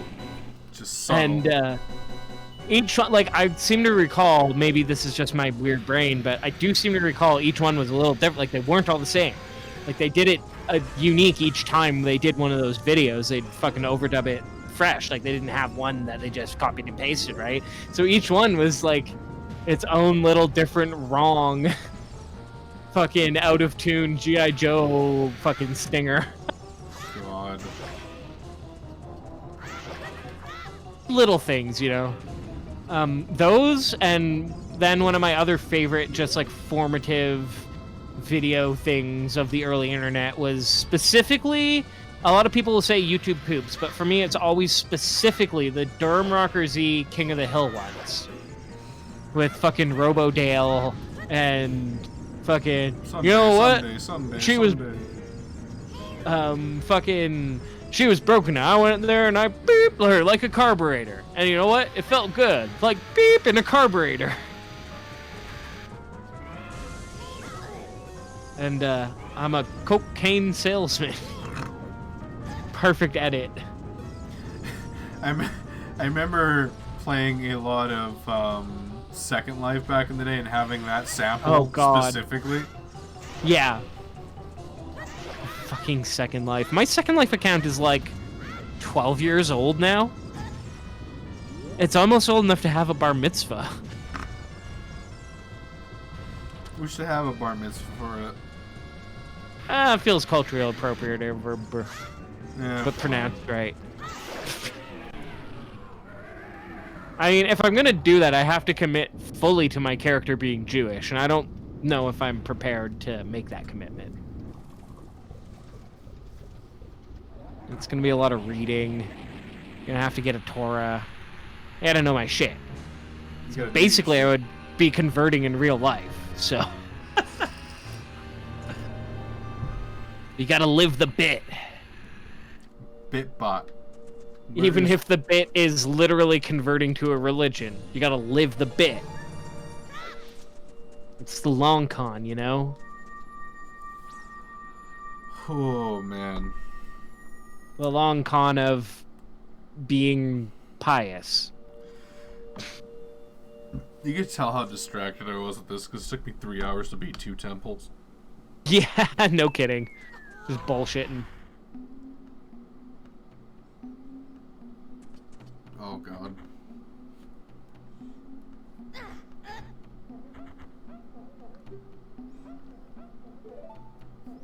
Have I ever showed you the animator No. Major Link? Doesn't ring a bell. He's like a machinima animator that uses like upscaled fucking models and shit. And he started working on a lore friendly like Zelda animation that's gonna be episodic and shit. But so much like a Fox in Space, we'll probably see one episode every 5 to 10 years. Maybe. I mean, it was a few months. Still waiting on episode 2. We just got the second episode on this one. And there's only a few months in between. Oh, that's good. Much better pace. But I mean, the difference is that that's hand animated. This is like a machinima. This is using in-game assets and all that. Yeah, it's like 3D animation, which is still difficult, but you know, different things. Yeah, I find traditional takes a bit longer because you have to draw the frames. Oh, exactly. Yeah, it's just more time consuming. Especially in Fox's Space's animation style, which is very classic. Yeah. One of these days. But yeah, I'm just gonna plug him for a second because he's done like remakes of a bunch of the major like Ocarina of Time and Majora's Mask cutscenes, but like fully redone in his style, and it's damn near like if they made Zelda in like Unreal Engine. Right, like those, oh, we put the Temple of Time into Unreal Engine 4. Except this guy actually made an animation with it. Yeah, instead of making it a playable thing, it's like, well, fuck the playable aspect. Let's just use this to make really beautiful FMVs. Fuck it. And a few people disagree with me, but like, I keep saying it'd be a really smart move on Nintendo's part with everyone saying like, you know, oh, Netflix series or whatever streaming service series. Oh, did you not hear about the news about the supposed long-rumored Zelda Netflix series? Oh, there never was one. That was proven to be false a long time ago, wasn't it? No. You see, what's come out is it was only rumors for a long time, but what recently apparently came out is that, no, it was real, but when the rumors started circulating, Nintendo flipped their shit and were basically like, well, we're pulling out. Project is over. Oh, that's fucking lame. Yeah. Like, oh, well, you guys ruined the surprise, so the show isn't happening. Like, what the fuck? How do you not think that's going to leak eventually? Like, there's no way that stays secret, like, into production, for sure. Even if it starts out a secret, like, by the time there's, like, episodes being created with all the fucking legal shit that has to happen and casting and fucking, like, hiring crew and getting a studio on it, like, it's gonna fucking... word is gonna get out there. Like... They should know by now that leaking is just gonna be a thing. Yeah, well, and it's... you control what you can, and then if, you know, once something gets out eventually, hey, you fucking did what you could. And B, it's more about what you do in response to it. Like, what you shouldn't do is flip your shit and be like, oh no, you weren't supposed to see that. Okay, well, it's not happening. Like, you don't see them stopping making the fucking Illuminations Mario movie because we know about it now. Yeah. Which, well, I swear to God, if there's a single minion in my Mario movie, I'm gonna cut somebody. Here's the thing, too, is that, like, it was just rumors. Like, it didn't leak, like, officially. Like, there's all kinds of stuff where someone will say, oh, well, yeah, my buddy who blah, blah, blah heard this from this person. And it's like, okay, well, you can't verify that. And, like, as long as that person just doesn't say anything publicly about it, and Nintendo just doesn't say anything publicly about it, it's just a fucking rumor. Like, you could just leave it like that until the day where you do announce it, and then it's like, oh shit, confirmation. It was real. The rumors were true. Like, that's called building hype, Nintendo. That's what you're supposed to fucking do. Like, ugh. And there was another show too. Something else caught up with it that was a Nintendo property. I don't remember what one off the top of my head. But yeah, obviously the Zelda one was the big one. Because I remember seeing something about it recently. I thought I saw Zelda and Metroid. I wanted to say either Metroid or fucking F-Zero, but yeah. Shit, Google it. I don't know. I don't know. I don't care that much right now. Too tired.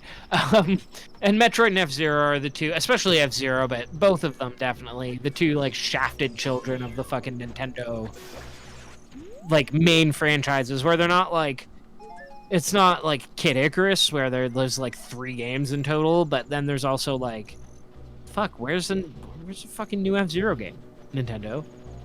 Like, when was the last one? GameCube? I mean, now they're pretty much just shoveling it into Mario Kart with it. Yeah. The 200cc. Yeah, basically. But it's not the same thing. People want fucking Captain Falcon and fucking Pico and the Red Death or whatever the fuck his name is, and like all those weird ass fucking like. I have a feeling the next like racing game Nintendo makes, they should just make a Nintendo Kart. In fact, I'm pretty sure Taryn was just saying that to me. Yeah, I mean, like, you already got Zelda in there, you already threw Mii's in there, you already threw Animal Crossing. Just fuck honestly, it. it's just basically Smash Kart. Yeah, just Smash Kart. Yeah. Well, I mean, everybody knows that the real fucking kart game that we're waiting on is Bloodborne Kart, but Soul Sisters. I must race as Soul Sisters. Speaking of Metroid, 2 things. One was I've been thinking lately about how they fucking Sakurai, apparently one of his excuses for a long time for not putting Ridley in the game was he's just too big. Ridley's just too big. And also engage Ridley, motherfucker. Yeah. I fucking love that still. That's one of my favorite things probably in the world, is that code fucking works. Engage Ridley? Yeah, in the original Metroid, if you... I can't remember exactly what it does off the top of my head. This one I do have to Google. I'm almost positive it gives you a fucked up palette on the game, and I think it also just puts you at the Ridley fight. I never checked out a lot of Metroid codes, and there's a lot of them. It was never an intended one, as far as I know, too. Here we go. Metroid fandom. Engage Ridley, motherfucker. Infamous password within Metroid. It references an invalid starting location and generates a ridiculous game time value of 2,861,000,000, etc., equivalent to 314.5 years. Different, albeit undesirable effects depending on whether a console or emulator is used. So an emulator has a different effect than real hardware. Wait, so this code was just called... The code is engage Ridley, motherfucker.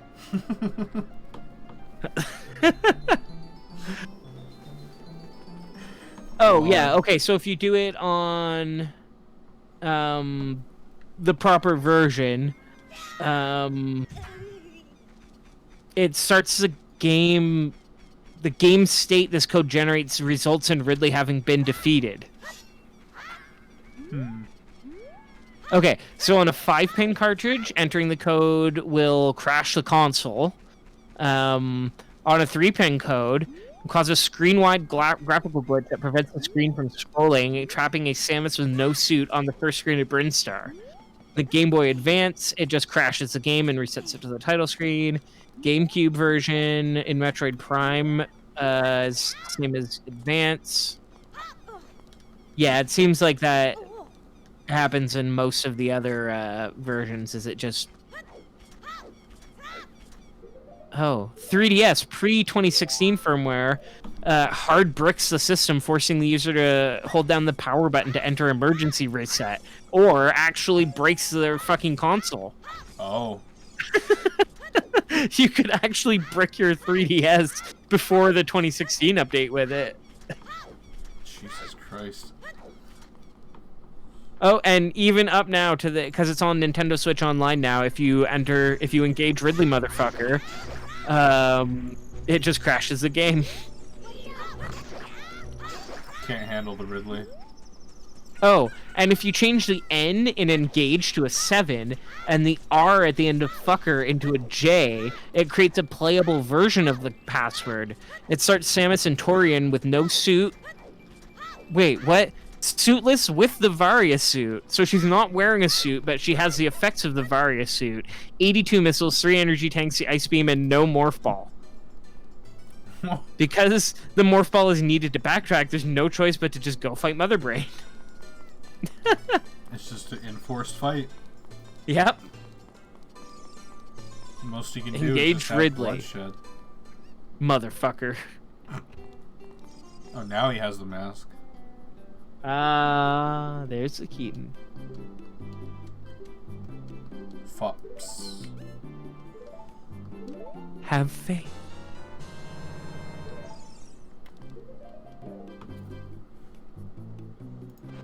Perfect.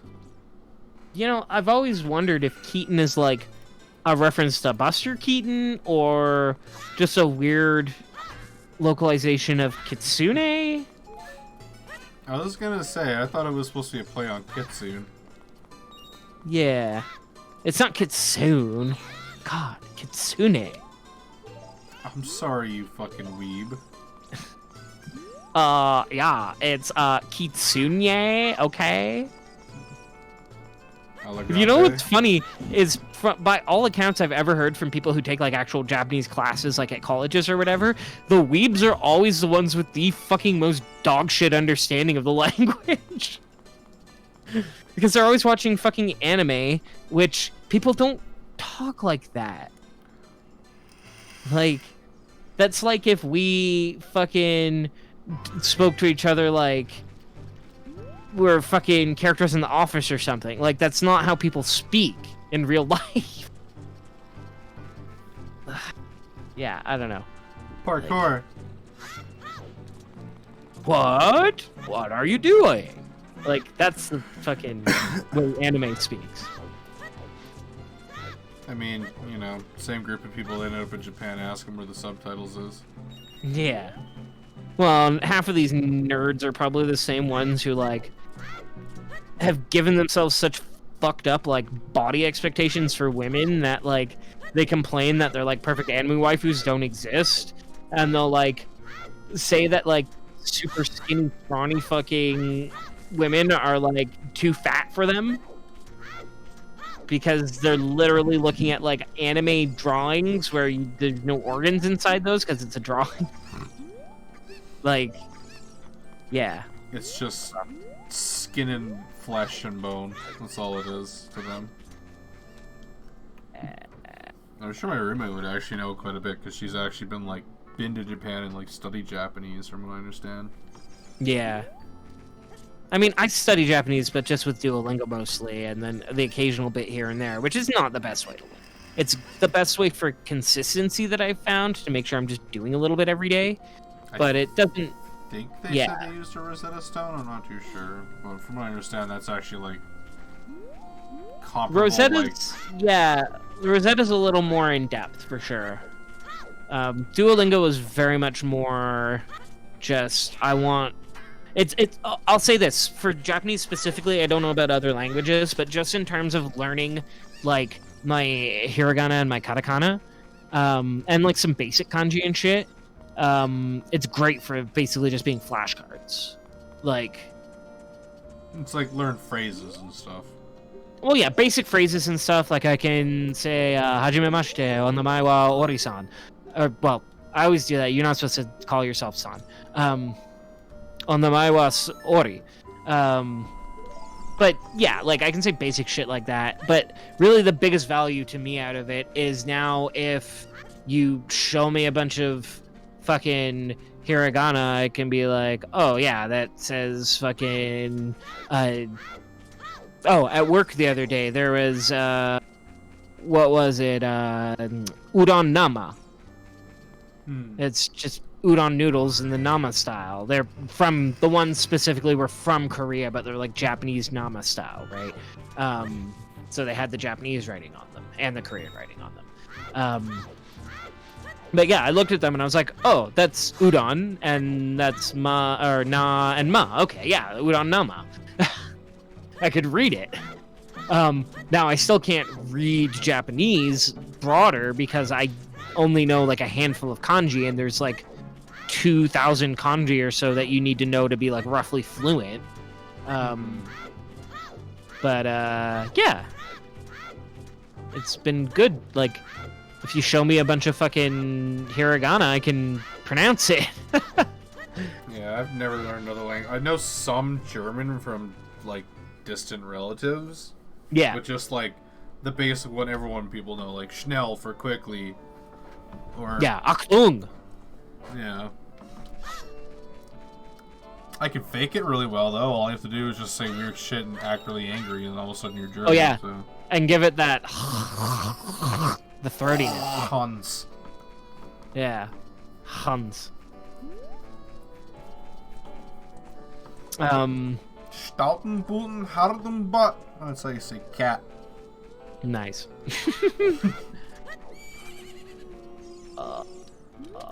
Yeah, I was gonna say fucking French, because just growing up in Canada, like, I always think about how, like, I can't speak French because I don't know, like, the grammar and stuff and, like, the particles that, like, string words together. And I can't, like, call up a lot of words on command. But if I see a sign in French with no English beside it, a lot of the times I can figure out, like, what it says. Like, I might not know a couple words here or there, but I can usually figure out it's like, oh, it's a warning to not touch that. Or, like, oh, it's saying that, like, you need fucking the thing to make the thing work or something. Like, it's like, I can figure it out. Like, I kind of know French to be able to just understand it. Yeah. But not to be able to, like, speak it or, like, actually understand it. I can't, and I don't know anything about French. I never took that in school. No, I didn't. I've always It's had funny. this, like, diversion of French, too. French was the thing I was most excited to ever learn at school, and it was the class I fucking hated the most, other than maybe some math classes. What is going on with the walls? Oh.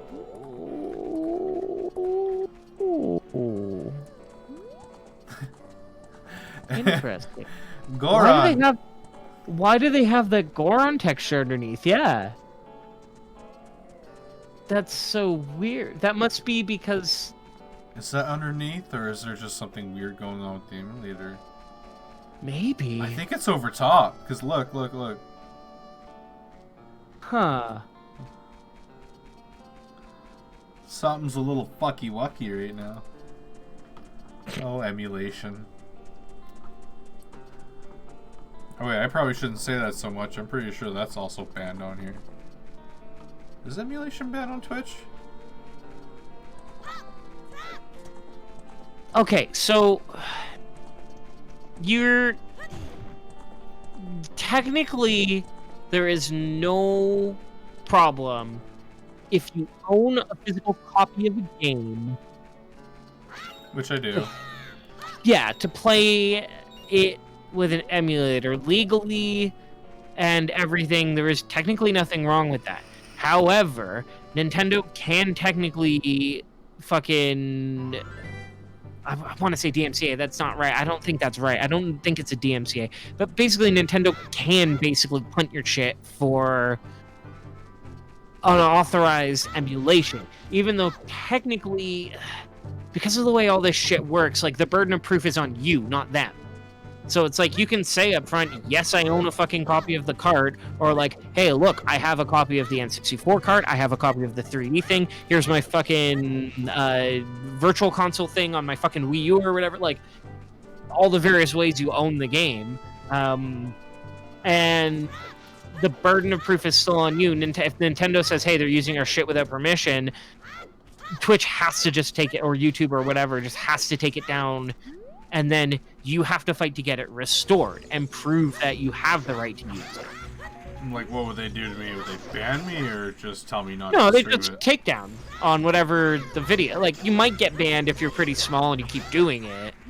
But, like, I think really it would just be like, well, you're not supposed to do that. You can't fucking keep that video up or whatever. You have to delete the VOD. You have to delete the video off YouTube or whatever, wherever you have it. Like, but, like, do they care? I don't think they do. I was more or less worried if like anything automatic would catch me if I say emulator. Yeah. No, I don't think so. I think the only automated one is like the automated DMCA shit that like will auto detect if you're playing fucking Imagine Dragons or some bullshit. I mean, hell, if they want, I'll just put a picture of my copy of the game up in the corner, along with the angry face. Yeah, along with your fucking username written with a date and time and fucking a big scowly face. I might do that now. I mean, there's room for more pictures. Okay, but here's the thing, doesn't fucking matter. That could literally be in the video, and you'd still have to, like, appeal it and, like, go through all the weeks of fucking fighting the automated systems to get a human to actually look at it to be like, oh yeah, no, you're right. You do have the right to do that. And then, like, here's the thing, and this is also more applicable to copyright stuff specifically, but, like, all that same shit applies, and then also you can go through all that, get your shit put back up, and then 2 days later have it fucking struck back down again and have to do it all over again and go through months of being like demonetized or having your channel disabled, potentially, depending on exactly what it was, right? Basically, like, there's been people who have basically given up on YouTube over this, or just like totally had to like shift their direction of their content and like, you know, completely like do a different thing now almost. Not that I like him, I think he's a fucking Weasley piece of shit, but fucking Anthony Fantano used to play like clips of the songs and albums he was reviewing on his videos. He can't do that anymore. Like, you go watch an Anthony Fantano review, which you shouldn't, but if you do... Is he that bald, snobby prick who reviews albums? Yes. Like, you know, he has the fucking album cover photoshopped up on his wall or whatever, and he fucking talks, like, you know, it's like a 10-minute or 20-minute video, whatever, of him talking about each song or whatever, but there's no clips of the music anymore. Because he can't. Because even though it's completely fair use, like, for educational purposes, which reviews do fall under, it's educational, or it counts as like derivative works because it's like criticism, right? And it's like academia. So like either defense you take, they're both valid, and it counts as both really. But because burden of proof is on the claimant and not the claimee, so you know, I'm a copyright holder. I say you're using my thing without. You're not supposed to. You don't have permission. And it doesn't matter if it's completely fucking fair use. YouTube is just like, oh, I guess they're using it without permission. Yeah, yeah. And they disable it automatically. A human doesn't even look at it. That's fucking dumb. Yeah. Well, and it's because if it wasn't that way, and if they had actual moderators have to review all of those just as a matter of course, they'd have to pay a lot of people to do that job. And they don't want to. So they don't. I mean, again, I'm sure I'll be fine. I don't really get many viewers anyways. Yeah. I'm not worried about your channel at all. And you haven't done anything, like, egregious. Also, my understanding... Huh? Other than just rip fat bong rips on stream. Oh, I didn't hear anything. What? Yeah, I think also the thing is they're also more concerned about, like, the popular, like, ROM hacks and shit of the day. Where is, like... I don't know. That was my next question. Did they allow ROM hacks? Because there's one I really want to play. I know Vinny did it, but I heard sometimes people getting shit for it. Okay, technically no, and it depends on which one specifically. So, like, recently Vinny played, what was it? That Super Metroid ROM hack. Ascent or something. Yeah, Ascent it's called, I think. which was really cool, and I liked that. That was a good stream. But like, a bunch of people in the chat were like, "Should you really be streaming this?" Because he had a lot of trouble. I think around 2016, 2017, he used to do. They used to do the Vinesauce fucking Mario Maker, or like Mario X used to be the like bootleg before Mario Maker, right? It was like Mario Maker that someone made, and they used to do the mapping contest, and he would play fucking people's Mario levels and shit. And like all those videos had to be taken down off of YouTube and shit because Nintendo like claimed all of them or like struck all of them or whatever. Those it was basically good videos. Yeah. Yeah, because another one I wanted to play for stream, and I'm sure you've seen it, but I still want to play it anyways. It's a ROM hack that came out recently called A Missing Link. Yes. Yeah, like that you're probably fine to play, honestly. But it's always like, it's one of those things where you can never say 100% for sure, basically. Like, there's always that chance some new lawyer comes on at fucking Nintendo's legal department and gets a hate boner for fucking ROM hacks or something, or emulators, and just decides, like, and convinces whoever he needs to convince that's like, yes, this is worth pursuing. We should go fucking... You should let me spend 3 hours out of my day every day fucking sending out these claims on all these videos that are completely fucking harmless.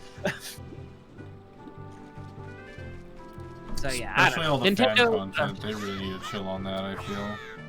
Yeah. Nintendo is the best example for me of a company that I love, but absolutely fucking hate. Thanks for the memories, now quit telling me what to do with them. Yeah. Well, and just like, it's so easy to get lulled into that sense of like, Nintendo's a good company in the sense that, like, they want to do things that make their fans happy, but it's like, no, they don't. Like, Nintendo, even if they're a better company than like Ubisoft or fucking EA or something, they're still a company. Yeah, at least like, they're better than Sony. It's so frustrating. Apparently, like, Nintendo and a lot of Japanese devs, for whatever reason, are just fucking repulsed by the idea of rollback netcode in any game, not just like fighting games or anything. Like, the what now? The what now? Okay, so there's different ways of doing online gameplay. There's lag-based, which is what a lot of games have used traditionally. It's pretty self-explanatory. If the two, like, if one is, you know, so you have fucking 4 people connected and one of them has a really bad connection, it'll lag everybody else out to, like, match up and, like, sync up with the slowest one kind of thing, right? Which, if everybody has a good connection, works fine. You might get a little bit of rubber banding and stuff. It's usually fine, right? If you're good. Rollback. The idea of rollback is... how to explain this? Like, basically, it's a different way of comparing... It like, predicts the next, like, X amount of frames, say. Like, you know, the next 3 frames of gameplay, or like 5 or 10 or whatever, I don't know exactly what it is, but it predicts like what basically is supposed to be happening based on your inputs and everything. And then if you end up doing something different, then it will basically just teleport your character like to the position. I'm thinking of this in fighting game terms because it's the thing that it's most like talked about with. So like, you know, basically you'll just lose a couple frames off of an animation where it'll like, oh, it started to play the first 3 frames of a jump animation because the game thought you were going to jump, but you like canceled it or something, right? So it's just like, basically, I'm probably explaining it really, really poorly. If anybody who really understands it technically was listening to this, they'd probably be like, no, you fucking idiot. But like, that's kind of the gist of it. And the payoff of it is that, say I'm playing Guilty Gear with someone and their connection is dog shit, I'm still going to notice it if it's bad enough, but it's not going to be like, say in Tekken, where if you have a laggy match, even a moderately laggy match in Tekken, every fucking like 5 seconds or 3 seconds, the fucking game is gonna pause for a second while it fucking syncs back up. Yeah, that And happens a lot in Smash. yeah, oh yeah, that's awful in Smash. Why? Because Smash is all peer-to-peer, which works great in Japan, where like the super high speed, like the broadband and like the fiber fucking penetration is mad, and like the Japan, for all its beautiful countrysides and stuff, the urban areas are very, very dense and very fucking built up. So like if you're even say from Tokyo to Osaka or something, like it's still a really fucking good connection. And I think Japanese devs just genuinely don't understand that in Canada and in America and like I guess probably in like Europe and a lot of places too, like that's not the case. And that peer-to-peer connection that works great from fucking Hokkaido to fucking Sapporo or whatever don't fucking work so well from New York to California. Or from fucking Calgary to fucking Fort Lauderdale or something. Like, doesn't work that well. Or, like fucking Vinny's trying to play Smash with someone who fucking joins up from chat, who lives in fucking, I don't know, fucking Moscow. And, like, the connection's dog shit, and it's just a fucking lag fest. And it's not fun for anybody. Like, with rollback, you'd still notice it, but the game would be playable. But Sakurai and I guess the more technical, whoever's more in charge of the technical side of things, are basically like, well, we'd have to like rebuild the whole game, which isn't entirely true as far as I know. Like, it's not an inconsequential fucking change, but it is doable from my understanding.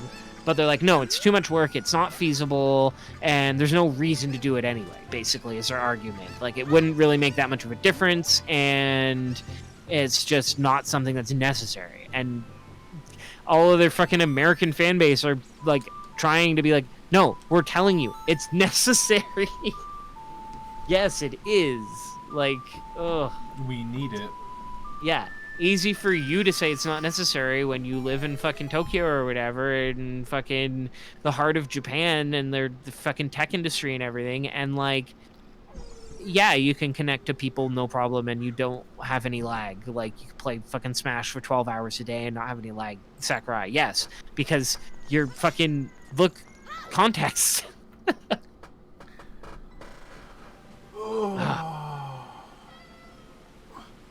I might pause it here, though.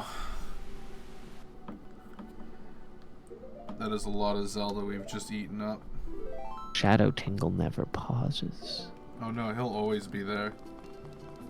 There was always a tingle wiggling. There Like was always a fire burning. And like I said, I just want to eat. We can have another call and chat some more if you want. Maybe, but probably not, because I'm probably gonna eat and then also fall asleep. Yeah, fair enough. I mean, you got the weekend off, so... Yeah, I've been up since like 3 a.m., so...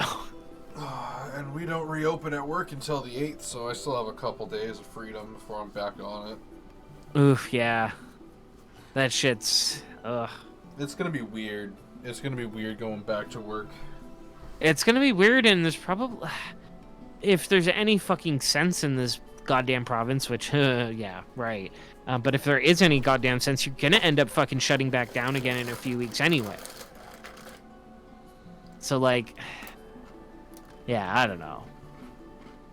Yeah. But Kenny ain't gonna do shit. He never did. The only things he ever does is just whatever the fucking whole country tells him to do.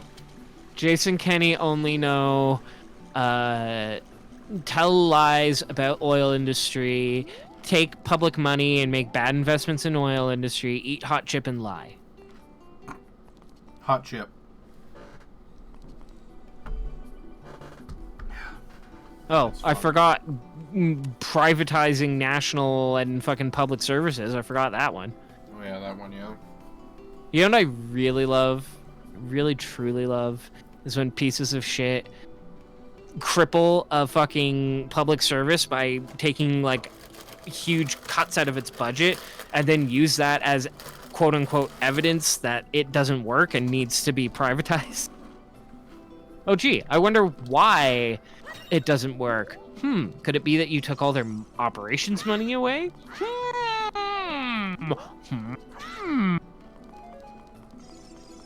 Just pure evil shit. Yep. But I'm gonna end the stream. Bop. Bop.